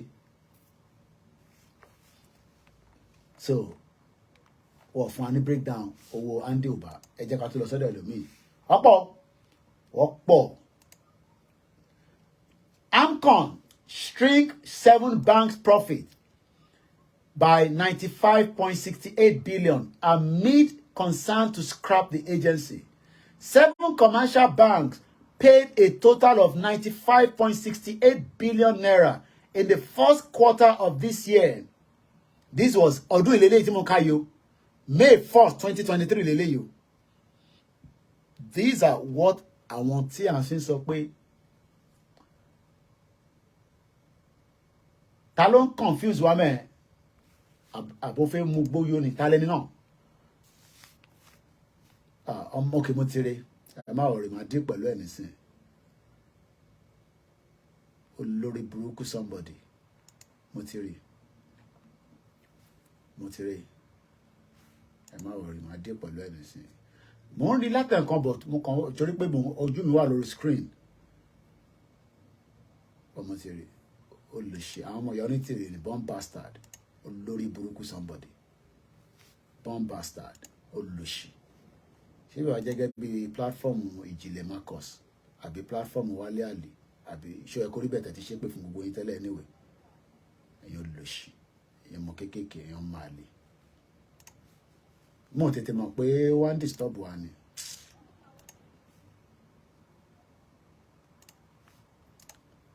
olórí burúkú somebody ti yọ wèrè dànù ẹ má bínú ìyá mi mo rí lẹ́ẹ̀kan mo ṣáà tún wò pé bọ̀tẹ́ mọ̀ torí tí mo gbé dání tí mò ń bá lọ yẹn bí ẹbí tó dẹ̀ ń pa mí ni kò jẹ́ kójú mi wá sókè ó lè ṣe àwọn ọmọ ìyá onítìrì ní olórí burúkú ó tún wáá fẹ́ máa ń lórúkọ àǹtí mi níbí báyìí ó tẹ̀ lórúkọ mi ó lè ṣe somebody àwọn máa lè ọ bàbá yìí wọ́n wò mí ayò àwọn tìyọ onítìrì olórí burúkú mo ti fi iná jó lánàá ìyẹn ni mo rí pé Wálé Àlè ṣe program kan lánàá ara ta ìyẹn máa ní wọn máa àwórí kọ òwúrò ni born bastard jẹ́ àpàdé ní Trafalgar Square tó bá bí ẹ̀dá yóò lò sí déédéé mo fi iná jó onítìrì lánàá inú ẹ̀ bó ṣe máa jó ẹ lọ nìyẹn wàláì èmi ò ń ṣe wòlíì mo dẹ̀ ń ṣàfà bó ṣe wá sí mi lọ́kàn ni mo ṣe ṣe lánàá ẹ̀ iná ẹ̀ máa jó ẹ̀ pa níbikíbi tó bá wà ó máa rùn ẹ́ ní gbogbo ara ẹ yẹ ká padà sórí AMCON ẹ má bínú ìyá gbẹmí lékè pé èèyàn kan tó lọ ń lo orúkọ yín láti máa fi máa kọ rọ́bì sórí platform tí Koiki olóṣì wọ́n wà lábẹ́ wọ́n wọ̀ mí báyìí àwọn olóṣì gbogbo àwọn tó ń support ìyọ ní tìrì àwọn wèrè ojú ẹ jẹ́ ká fi ọ̀rọ̀ AMCON sí lẹ́ka tẹ̀pẹ́ now ẹ̀yin tẹ́ ti lọ gbọ́ ṣó ẹ kó rí bẹ̀ tẹ́lẹ̀ nísìn tẹ́ ti lọ gbọ́ nígbà tí àwa sọ pé no ṣé ẹ ti sá lọ sọ́dọ̀ ìjìnlẹ̀ nísìn àbáwọn kan ti bọ́lẹ̀ ojú máa tì yín nísìn irú Liz Dada yẹn mo ṣèrè ó sì wà lọ́dọ̀ ìjìnlẹ̀ o ṣèbí Liz Dada yìí bó ló ń gbọ́ ṣó ẹ kó rí bẹ̀ ṣó ẹ kó rí bẹ̀ nísìn náà irọ́ ló ń pa ọmọ àwórí ọmọ àlè Wálé Àlè yẹn máa ń ka lára gan tí bá ti àwọn kankan wà tí máa ń ṣe níbà yìí mo rí ó reference mi lánàá dẹ̀ lòṣì if you are Ekoribe seeing money and traffic she won't talk out mo wo program ṣe Ekoribe lánàá bí àwọn 34 ló wà lórí program yẹn ó yà pọ̀ tẹ́tí bí ó ti reinstate Facebook ẹ̀ mo jáde tó ń fi sórí screen ẹ̀ lánàá tó ń ṣe ó rà pé jẹ́ tàbánà ni tó ní Facebook kò jẹ́ kó òun screen bí àwọn ọmọ ìyá onítìrì ti lọ report ẹ̀ gbogbo ẹ̀yin tí ẹ wà lábẹ́ ṣó Ekoribe nígbà tó ń bú àwa tó ń reference sí wa now tí ṣó Ekoribe náà ti wá ń sọ pé olórí burúkú ni ìyá onítìrì bí born bastard ni ibo lè fẹ́ fojú sí nísìn ó kẹ́ ti sá lọ sábẹ́ abẹ́ ìjìnlẹ̀ má gọ̀ tàbí kí ló máa pè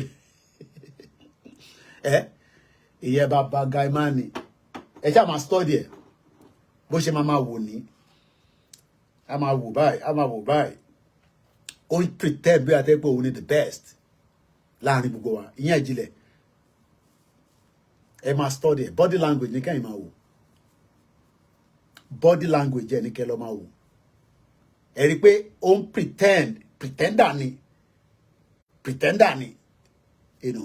ṣó ẹ kó rí bẹ́ẹ̀ jáde nísìn gbogbo ẹ̀yin tí ẹ lọ ń jókòó sábẹ́ ṣó ẹ kó rí bẹ́ẹ̀ as at the time táwa ti come out pé ìyá onítìrì ló ń pa now tí ṣó ẹ kó rí bẹ́ẹ̀ náà wọ́n sọ the same thing ẹ wá point finger àwọn ọ̀dẹ̀ lè fún yàn ní soft landing now láyé kò ń ṣe èmi ò mọ àtàwọn mídíà tó kú o bọ̀ lọ́dọ̀ tèmi ẹni tí yàn ń sá fún ni tẹ́ bá follow body language ìjìnlẹ̀ tẹ́ bá wo body language dáadáa you can tell it's all about the body language òun pretend Jídé Gìdẹ́ ti sọ fún wa tẹ́lẹ̀ anyway bọ́ ẹ mọ̀ pé torí pé gbogbo wa nígbà yẹn àkọ́gbà Jídé Gìdẹ́ bá má sọ̀rọ̀ nǹkan báyìí ìyẹn sọ jáde náà ó ní ojú owó ń pọ́n ìjìnlẹ̀ wàláì èmi kọ́ mo sọ Jídé Gìdẹ́ ló sọ ó ní ojú owó ń pọn ajá níbi tọ́jọ́ sọ̀rọ̀ dé gbogbo àná la máa ń bá gbogbo yín sọ̀rọ̀ lẹ́yìn bí we need one favour or the other so everybody máa mọ̀ pé Koiki ọmọ fọwọ́n náà ni bọ̀bọ̀ Koiki yẹn jàre ẹ fi sílẹ̀ bó ṣe ń ṣe nìyẹn gbogbo yín lẹ mọ̀ so every one of us know each gbogbo ajá níbi tá gbogbo irú ìyá mi gbé mi lékè nísìn kò ṣe pé à ń sọ̀rọ̀ àṣírí fúnra wa but ó láwọn ọ̀rọ̀ kàkà tó máa ń sọ fún mi pé Koiki má trust gbogbo wọn yẹn o yẹ ní sìn wọ́n ń gbé ẹ mọ́ra ni o wọn náà kàkà máa sọ̀rọ̀ sí Jídègè sọ pé ìjìnlẹ̀ fi lọ Amẹ́ríkà ó sọ fóun ẹ mọ̀ pé Jídègè travel agent ni ó máa ń ṣe visa lọ Amẹ́ríkà èmi náà rẹ̀ pé báwo ni process ìgbà ọ̀fẹ́ Jídègè fẹ́ ṣe advert lọ́dọ̀ mi náà mo refuse mo ní no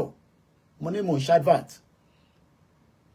mo ní mo kí n gba advert because ó máa ń polówó advert kódà àgbáyé kan sẹ̀ tá a máa ń ṣe Yorùbá World Media Together yẹn wọ́n máa ń promote advert ẹ̀ gbogbo ilẹ̀ ṣàmọ̀nà pé Jídègè kò sí pẹ̀lú amọ́nísìn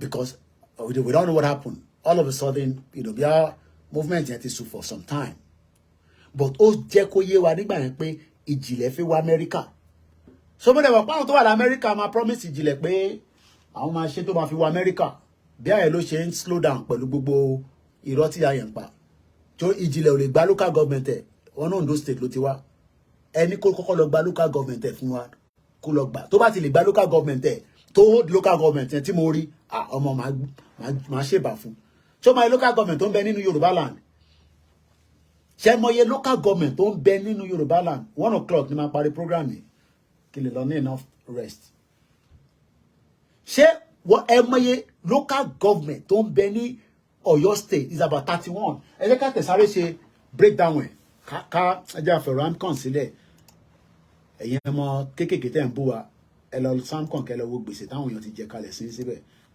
ẹ jẹ́ ká bẹ̀rẹ̀ láti Kwara state ká note it down ká wá multiply gbogbo local government yẹn together so abẹ́rẹ́ àti mo ti Kwara because mo ti ṣe Kwara state already so mo lè sàn yẹn lórí kódà mo sì mọ̀ ní Yorùbá 16 so Kwara has 16 local government ẹ̀yin náà máa kọ́lẹ̀ o àti bọ́ sórí Kogi state Kogi ní 21 local government now ẹ jẹ́ ká lọ sí Ekiti state Ekiti state how many local government ló ń bẹ nínú Ekiti state gbogbo tí mo jẹ́ ti bọ́ sórí laptop mi okay Ekiti state náà ní 16 local government ẹ jẹ́ ká kọ́lẹ̀ o so these are all the local government tọ́nà fẹ́ gbà fún yín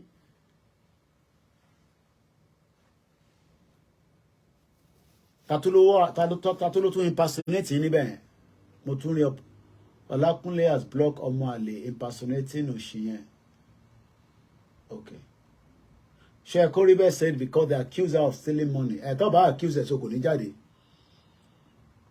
Mokeja remains good. For the past 15 years, no electricity in Ijile Magot area. Kote kọ́kọ́ lọ bá gba local government. Ọmọ gbé ìjọba délé jáde. Ìjọba délé kọ́. Ẹ̀rí tẹ̀ máa ń pa mí tí wàhálà lé yẹn tẹ̀ ó máa ń kárẹ̀ bí èèyàn. Tó bá ṣe program ẹ̀. Èmi máa lọ ń gbọ́n wọn. Èèyàn pọ̀ máa pa mí ni. Ọ̀yọ́ ní 33 local government. Mo tẹ̀ get it right. Mo sọ pé 31. So Ọ̀yọ́ ní 33. Ẹ jẹ́ ká lọ sọ́dọ̀ àwọn ọmọ local Ondo state. Ká wá lọ sí Ọ̀ṣun. Ondo state ní how many local government? Ondo ní 18 local government. 18. A máa multiply gbogbo ẹ̀ together. Ẹ jẹ́ ká lọ sí Ọ̀ṣun state. So fẹ́yìn tí ẹ̀ ń sọ pé fẹ́ gbéjọba délé jáde kẹ́ lè mọ gbogbo bí local government ẹ fẹ́ lọ hold mọ́lẹ̀ simultaneously. Mọ́ tẹ́ ń sọ orí yín ti gbálẹ̀. Ọ̀ṣun yẹn náà tóbi ṣá. 30 local government. Kí ló dé? Wow. Mo mọ̀ pọ̀ṣun ní local government tó pọ̀ tó yẹn kẹ́. 30 local government ní Ọ̀ṣun. Ṣé pé Ọ̀ṣun tóbi gan tó yẹn ni? 30 local government? Interesting. Wow. Ó yá ẹ já lọ sógun state. Ọ̀dọ̀ tí wọ́n nísàlẹ̀ lọ́hùn. 20 lògùn níṣá. Ogun state ní 20. So ó kù Lagos àbí? Lagos state. I have listed the numbers of all the local government out when I was dividing them into provinces. Ẹ mọ̀ ó wà lọ́wọ́ mi. Torí nǹkan tá à ń ṣe ẹ mọ̀ pé kò sí bí pépà yẹn lọ́wọ́ mi nísìnyí so ìyẹn mo ṣe ń sáré kọ ṣe bí a ti ṣe program yẹn. táwọn kan tẹ̀ tó ń bínú pé yẹn province àwọn gbogbo yẹn just temporary kìíní ni Lagos kìíní yẹn ní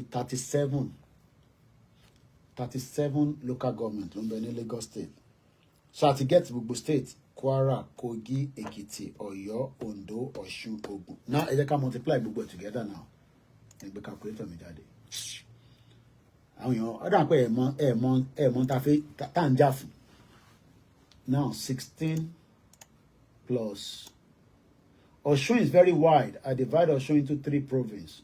Okay. Wow, Sanki tẹ̀ ti calculate gbogbo ẹ̀tàn ṣá ọmọ orí ẹ̀ pé ó ṣe further mass ni ó tẹ̀ jẹ́ kí mi lo calculator so ṣé I agree pé 191 ní gbogbo ẹ̀ bọ́ sí kì má tún ní mò ń calculate fúnra mi nígbà tí ẹni tó mọ mass tó mọ further mass mọ́mí mi grandma mo kí mọ́mí wa comfort ológunjà mo kí sister yìí náà Ìjìnlẹ̀ is under pressure Ìjìnlẹ̀ needs only 3 assistants so Ekoriba is a money monger other media shouldn't accept her back she is a two-faced lady kò tẹ̀ láyé táwọn gbogbo media bá tẹ̀ accept ẹ̀ sí nǹkan tó jọ no soft landing for her now àti sọ ti Kogi ní 21 local government now gbogbo local government tí ó ń bẹ nílẹ̀ Yorùbá is 191 ṣe rí pé it's not one local government I'm sorry so if somebody is now saying òun máa kó adelé kan jáde tó máa pin ní gbogbo 191 local government simultaneously ṣe rí pé ọ̀rọ̀ yẹn kò make sense in reality. And this is why we are saying to our people, ẹ̀wọ̀n tó bá jẹ́ pé wọ́n ṣì ń ṣe awareness and campaign but there's just that agenda láti fi convert ìtagbé dání mo kí mọ́mí wa Ògúnnífíkẹ́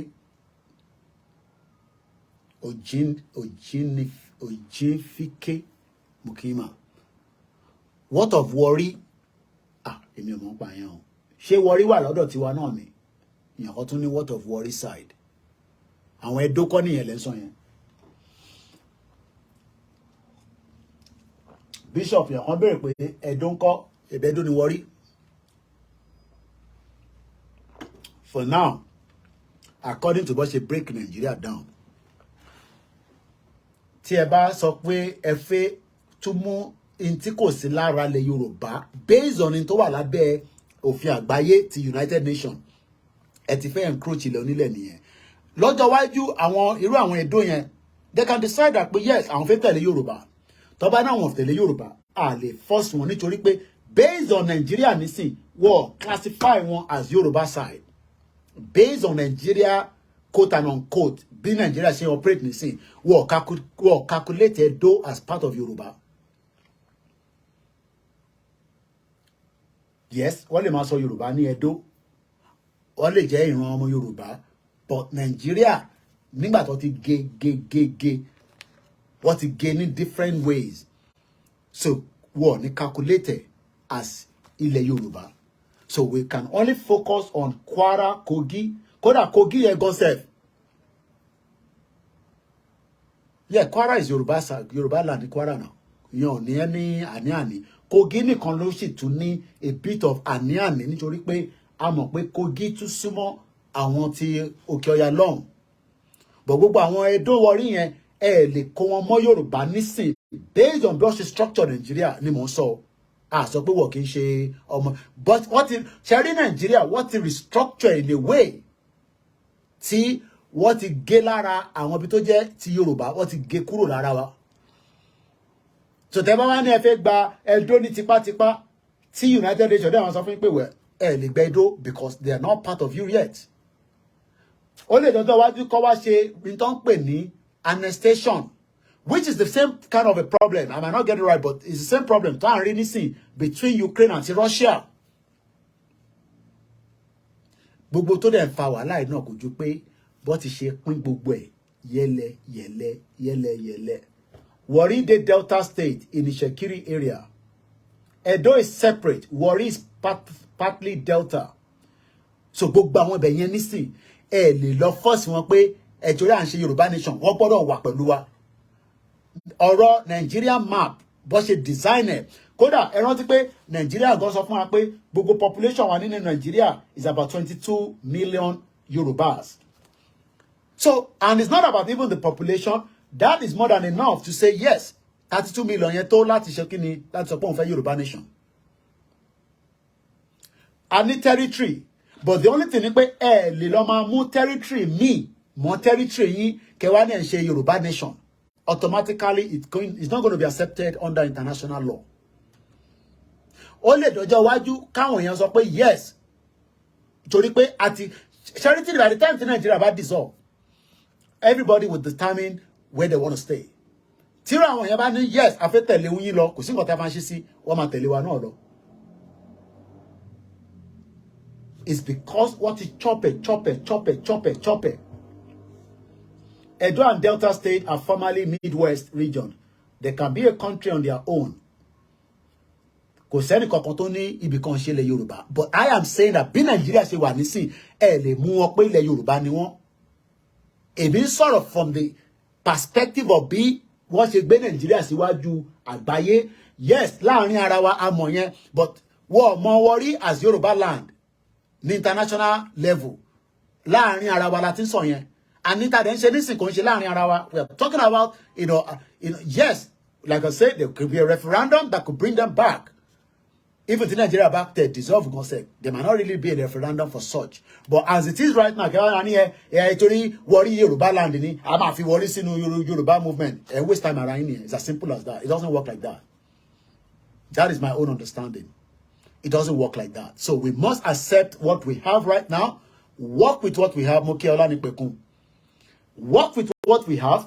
We have more than enough to tell the world that Ali Daduro, based on àwọn tá ṣì ní lọ́wọ́ yìí. But about to me, if I don't worry more, if I just serious, but I feel God Lord, I can waste time. I can waste time. It's as simple as that. Kakokoshi mu ele tó jẹ́ ilé tá fẹ́ mú yẹn náà. Until Nigeria about to dissolve in a way they be pay or break. In a way that anybody can now say, Awati Wario, Omo Yoruba ni wa, ẹ má fi wá sẹ́yìn o. Yes. But kẹwàá máa ní ẹ fẹ́ mú Edo, ẹ fẹ́ present ẹ fún United Nations. À ń ṣeré pa nìyẹn. It cannot. They've actually cut out the whole Nigeria in a way that it is not the way Toshiba. So, interconnectionism ni pé ká manage 199.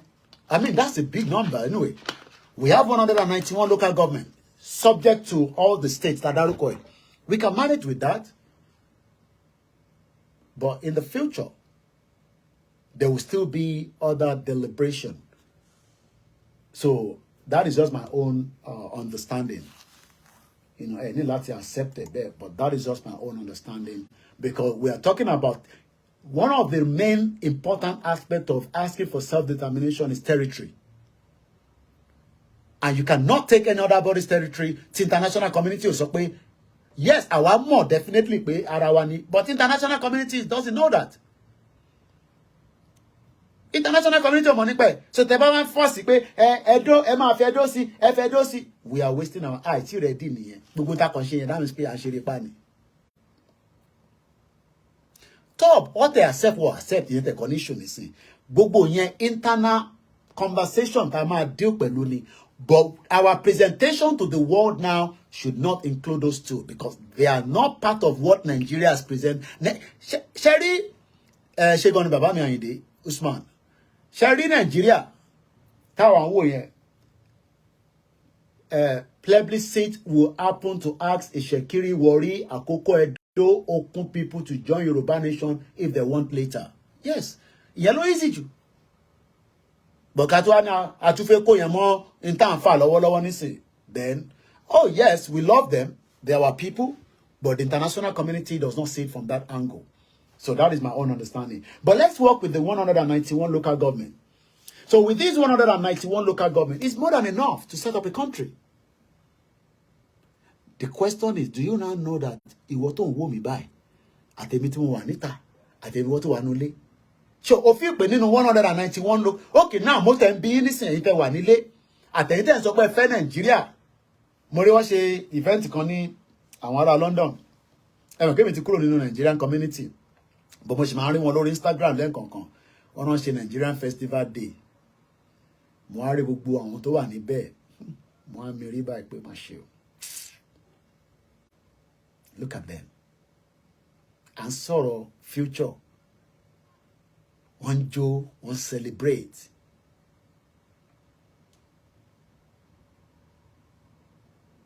Wọ́n jó, wọ́n celebrate. Wọ́n wọ̀ mí báyìí o. Wọ́n wà London, wọ́n wà ní England, wọ́n wà káàkiri. There's nothing wrong to celebrate that because Nigeria ò tí pín anyway. But I just hope that at the back of your mind, gbogbo ẹ̀yin tí ẹ ṣì wà nínú Nigerian community. Lótìtọ́, àwa wà far away from home, 6,000 kilometers, tabanika break it down ní kilometer. Thank you to that pé means good ó fún mi ní breakdown yẹn. Ó dẹ̀ ti stick sórí mi láti gbà yẹn. We are 6,000 kilometers away. But ṣé wà pé wọ́n àwọn tá à ń bì? Àwọn tá à ń bì? Oníwọ̀nba ta lè hold wọn mọ́, especially ní Europe. Tó bá tẹ̀jẹ́ Nàìjíríà ó sì lè máa fagídí Igbo, àbágídí Yorùbá, àbágídí Haúsá, máa fi ṣàkárá wọn. Táwọn ọmọ yẹn bá ti ń pé 18, tẹ́ ẹ̀ bá jọ ní cordial relationship, forget ọmọ yẹn ti lọ dànù. But ìjọ ọkàn wa kò gbọ́ pé wọ́n ti kidnap ọmọ ẹ̀, àbọ̀mọ ẹ̀ lọ Nàìjíríà. Sórí ìwọ tí à ń sọ̀rọ̀ pé Nàìjíríà yẹn ò dáa, future pé ẹ̀yin nílò pé Nàìjíríà máa dá yẹn, àwọn ọmọ yín ló máa ṣàkóbá fún yín. Ẹ̀kọ́ wàá kọ̀ sọ pé ọmọ ẹ̀ wà Nàìjíríà. Wàá máa wọ́ndà pé kí ló lọ ṣe Nàìjíríà. Because British passport tó wà lówó ẹ̀, nítorí ẹ̀dá gbére fún ẹni pé òun lọ sí ìlú kan, but ó end up ní Nàìjíríà. But that same Nigeria tèmi ń complain fún nísìn, ẹ̀yin ò complain fún nítorí pé ẹ jẹ́ Nigerian community. Any right, kò sẹ́ni kankan tó ní kẹ́ má ṣe Nigerian community, but ẹ máa ní mind yín pé Nigerian community yẹn tó bá kúkú jẹ́ Yorùbá community nìkan la bá ní tana identity wa bẹ́ẹ̀, ó better now. But ẹ fẹ́ support. Bẹ́ẹ̀ ni Alex Mamu, for now, let's Yorùbá stand first before others. Ká tẹ̀ kọ́kọ́ dúró ṣì gbí dáadáa. Ká tó máa lé Ẹdó wọrí kan. Ẹni ká tẹ̀ kọ́kọ́ dúró ká lè tẹ̀ support àwọn yẹn náà. Nígbà tí gbogbo ẹ bá ń ṣékíṣékí. Torí pé somebody like Dúpẹ́ Onítìrí ó fẹ́ da gbogbo ẹ̀rù. Ó fẹ́ sọ di ṣọ̀pọ̀nà ọmọ wa lọ́wọ́. Èmi ò sọ pé àníjà, èmi ti sọ yẹn tipẹ́tipẹ́, mo dúró lórí yẹn. But èmi kọ́ ni Bàbá Akíntóyè. Bàbá Akíntóyè lè máa sọ yẹn. Èmi Lọ́láyọmí Kóìkì ló sọ yẹn, kò ń ṣe Bàbá Akíntóyè. Ọmọ Ìgbò. Mo rí yẹn ẹ̀gbọ́n mi. Ó máa tójọ́ mẹ́ta. Ṣé tí ń lo glasses ni? Àbọ̀ nǹkan lélẹ̀. So, ẹ̀yin tí ẹ wà nínú Nigerian community, like I said, we are friends, we are brothers and sisters. But one thing is, ẹ má ẹ̀ka tanra wa o. Bọ́lá Tinubu ní expiry date o. Lórí tí ó ń govern Nigeria ni mo mìíràn, tó kẹ má rí phrase ọ̀rọ̀ tí mò ń sọ. Ṣé gbogbo tí mò ń sọ ní bíbá, ó ń kàn wọ́n lára. Wọ́n wà lábẹ́ ẹ̀ báyìí tó ń gbọ́. Kọ́lọ̀ fún Akérédolú lálàáfíà. Ó sì kìíní sí àwọn ìjọba ẹ̀, gbogbo wọn ti ń bára wọn jà rẹpẹtẹ. Ẹlòmíì bó ṣe wà yẹn ní sí àwọn ò tọrọ kú fún. Wọ́n ti ń tọrọ kú fún Akérédolú bó ṣe wà yẹn. Àwọn tọ́jọ jẹ́ cabinet kọ́kọ́ kú dànù káwọn lè bẹ̀rẹ̀ government. Wọ́n mọ̀ pé tó bá kú deputy governor ló máa take over. That is the wish of some of them. Ó dẹ̀ máa survive ẹ̀ kọ́lọ̀ bá ń fún lálàáfíà. Ìwọ deputy governor, wọ́n dẹ̀ ti gbé report ẹ̀ wá bá mi. Toríjọ́ tí mò ń sọ̀rọ̀, àwọn kan rò pé bóyá mò ń bá kẹni, èmi mọ̀ wọ́n rí ni kíní kàn mí pẹ̀lú wọn. Ọ̀nà ó lè níwọ̀n náà. Wọ́n ná Akérédolú tó lọ nísìn. Gbogbo bí wọn náà ṣe máa sáré. Àdúrà pé kó tẹ̀ kú sí Germany. Níbi tó ti ń fi ìtọ́jú sí. Àwọn àparí ètò is 8 minutes. So, we have enough to work with. Mo ń béèrè question kan mo ní, as at now, 191 local government la ní ní gbogbo ilẹ̀ Yorùbá. Iṣẹ́ wo ló ń ṣe fún wa? brother wa kan pè lánàá nínú ibi tá ti ń ṣe ti Twitter space. Everybody agrees. Láti mọ̀ yẹn pé the reason that the local government are not working is because owó local government, number one, own channel through our governor. And it doesn't work in a society. Àwa ìyẹn ti wà tipẹ́ débi pé ní Ọ̀yọ́ state APC ò lè jẹ́ local government chairman, gbogbo wọn ló máa jẹ́ PDP nìkan ló máa jẹ́.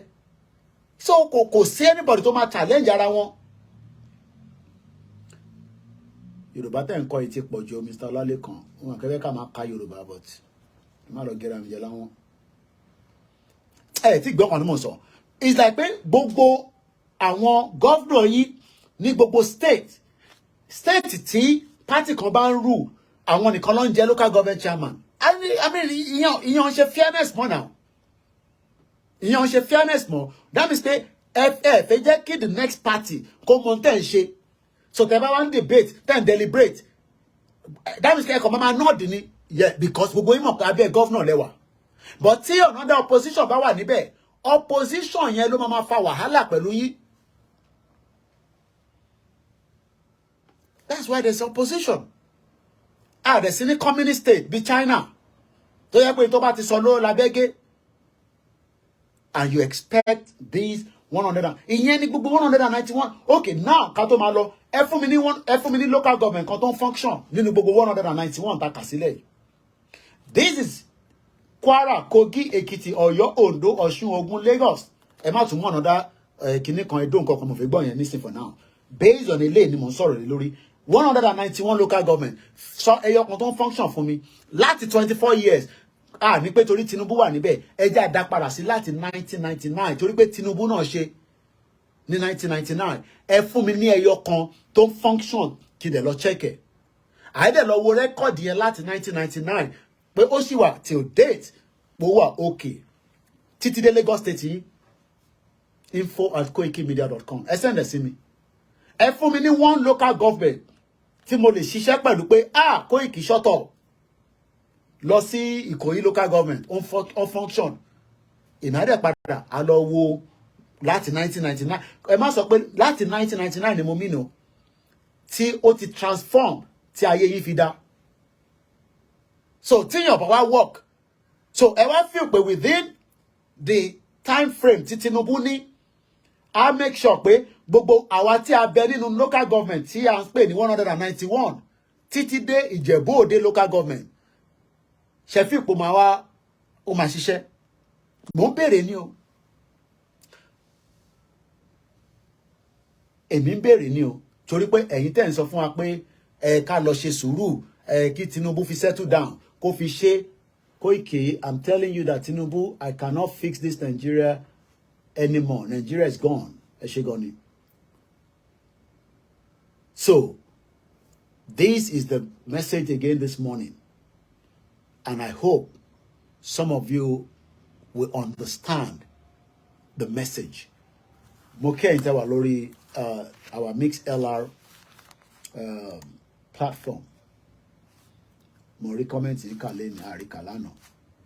So as we are now, tẹ́ bá lè fún mi ní evidence pé Koiki, yes, local government kan wà nínú gbogbo àwọn local government wa.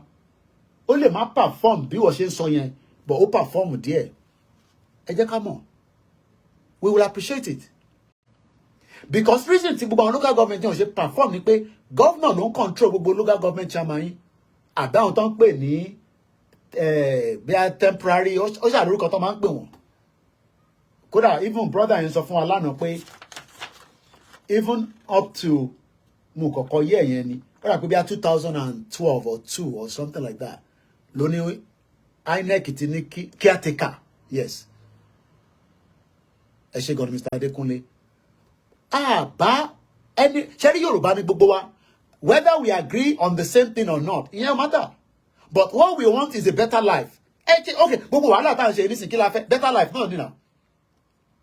Better life for rural women. Ìyẹn tí Babangida gbé wọlé ọ̀fikowó jẹ náà ni. I just want a better life. Tí better life bá wà, tí wọ́n náà ń gbádùn, tèmi náà ń gbádùn. Tá bá lè jọ ṣe business. Èmi náà fẹ́ ṣe business. opportunity wà lóòótọ́ ní Nàìjíríà but risk yẹn ó ti pọ̀ jù, the risk yẹn ti pọ̀ jù.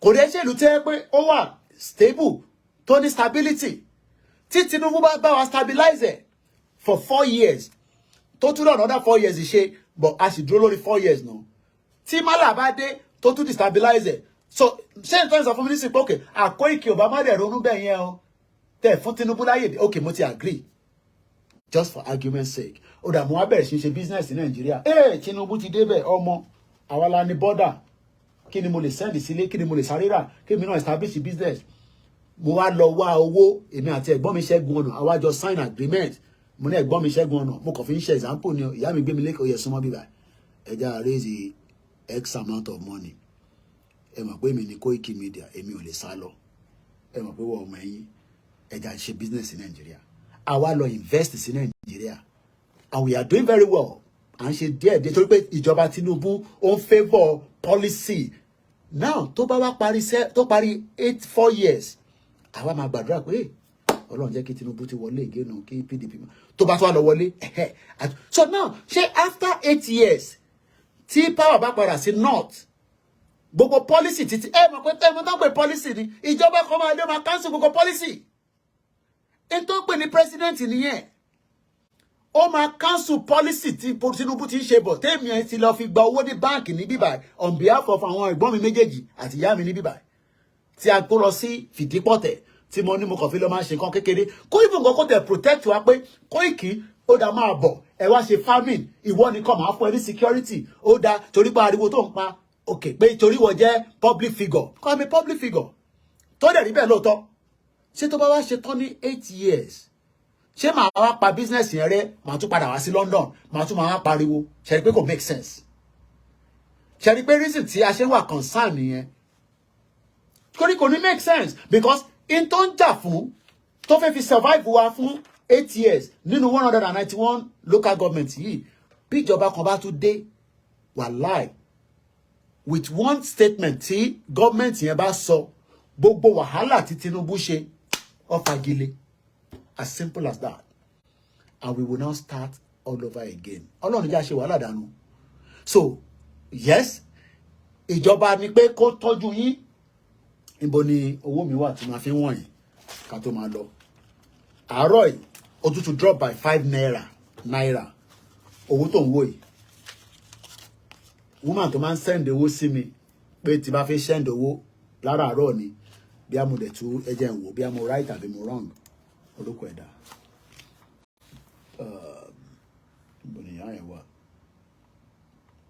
lọ́ọ̀ máa mú wa mo kíyà mi mú tẹ̀ kí wọn látẹ̀mọ́ṣá kí a tó gbé mi lọ mo kí ìyá Janet Fashaki kú gbogbo gbà mo kí wọ́yàn àfà mo kí Sister Elena mo kí Alájà Bàrúwá mo kí mọ́mí wa Alájà Adéyẹyẹ mọ́mí wa Mrs. Ojo mo kí ẹ̀yin GR1 Alájà Irat mo kí gbogbo yín ibo ni mo máa ti send a message láàárọ̀ iná kákọ̀ wo ọ̀kẹ́ òlélẹ̀.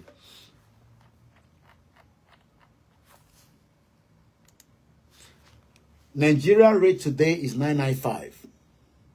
995 naira to £1. So approximately it's still within 1,000 naira. So Tiba send the £10. Silila Roy, after 10,000 naira. Toba send the £50. Sile after 50,000 naira. Ẹ̀yin èèyàn wa nílé kò sẹ́ni kankan tó ń bá gọ́ọ̀mẹ̀ntì jà any right lórí pé gọ́ọ̀mẹ̀ntì ń run kẹbèrè fẹ́tọ̀ yín kó make sure pé economy ṣiṣẹ́ kó make sure pé ó protect yín kó dẹ̀ make sure pé ó fún yín ní welfare that's all but gbogbo yẹn wọ́n lè another government lè invalidate tí Tinubu bá ṣe within 1 hour bí Tinubu náà ṣe débẹ̀ tó ń pàṣẹ Ọlọ́run àtúbọ̀ fún láṣẹ yẹn kó pa dáadáa bàbá wa di magic mú kí but gbogbo yẹn temporary measure ni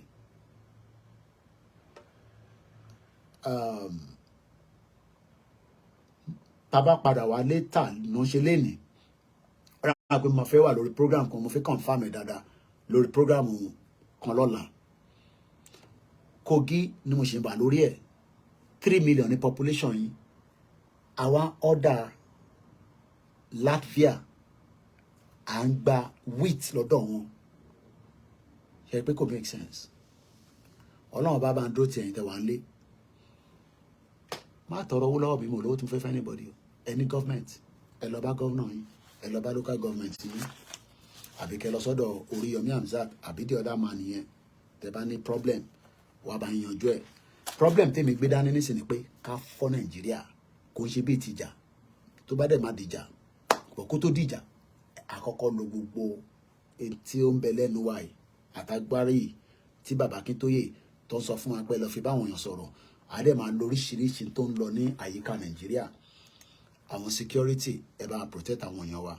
Ẹ̀yin tẹ́ ń lọ ṣọ́ọ̀ṣì ṣọ́ọ̀rù kò sí government o. Protect yourself.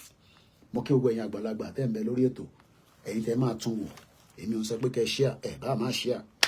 Ibi tọ́rọ̀ mi máa dé á dé bẹ́ẹ̀. 2 years ago nísìn ni mo ti ní káwọn èèyàn àìmọye fídíò mi mo gbà mí ti bá kọ oríṣiríṣi àwọn èèyàn lọ́wọ́ ń lò. It's up to you. My job is just to educate you.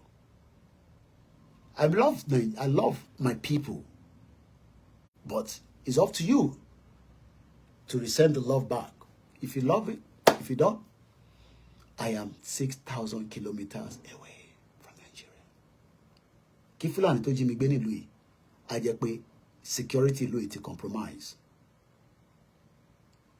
And if I'm missing for few days, táwọn èèyàn mi bá ti jáde, ẹ mú MI5 mọ́lẹ̀, àwọn ọlọ́mọ ń pẹ́ tí wọ́n gbọ́dọ̀ kidnap mi nínú ìlú yìí. But ẹ̀yin tẹ́ wà nulẹ̀ ní Nàìjíríà, ọ̀yàn òun lẹ́wà o. Èmi ní sọ jù bẹ́ẹ̀ lọ. Mo kí àwọn ìyàwó mi, mo kí àwọn ọmọ mi, mo kí àwọn ọmọ tí yín náà. Ọlọ́run ọba Elédùmarè á jẹ́ ká tètè rí àṣeyọrí sí nǹkan tá a gbé dání. Koiki gba ọlá máa gba Yorùbá nation. Lásìkò bá tó, everybody I understand pé àsìkò tí tó ni, but àwọn tó wà nílé ó kù díẹ̀ ni nìbọn ró. Mo kí gbogbo wa lẹ́ẹ̀kan sí o. Odò àgbè wa kò ní gbé ọ̀dàlẹ̀ àárín wa. Mo kí Bishop Adesina, wọ́n mi wá comfort. Mo kí gbogbo ẹ̀yin alálùbáríkà àmì ìjù bẹ́ẹ̀ lọ. Ẹ pàdé mi láago 6, ẹ kí mi náà tún lọ ṣe nǹkan míì ká lọ relax kó tó time yẹn. Lẹ́yìn orí security mo fẹ́ sọ̀rọ̀ lórí kọ́lọ́n kó fún mi ṣe.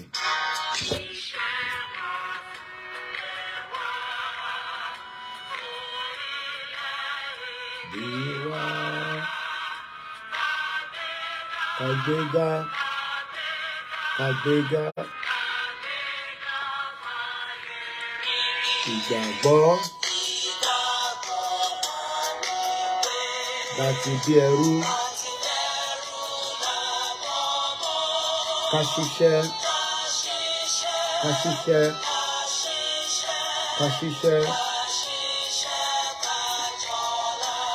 ìṣọ̀kan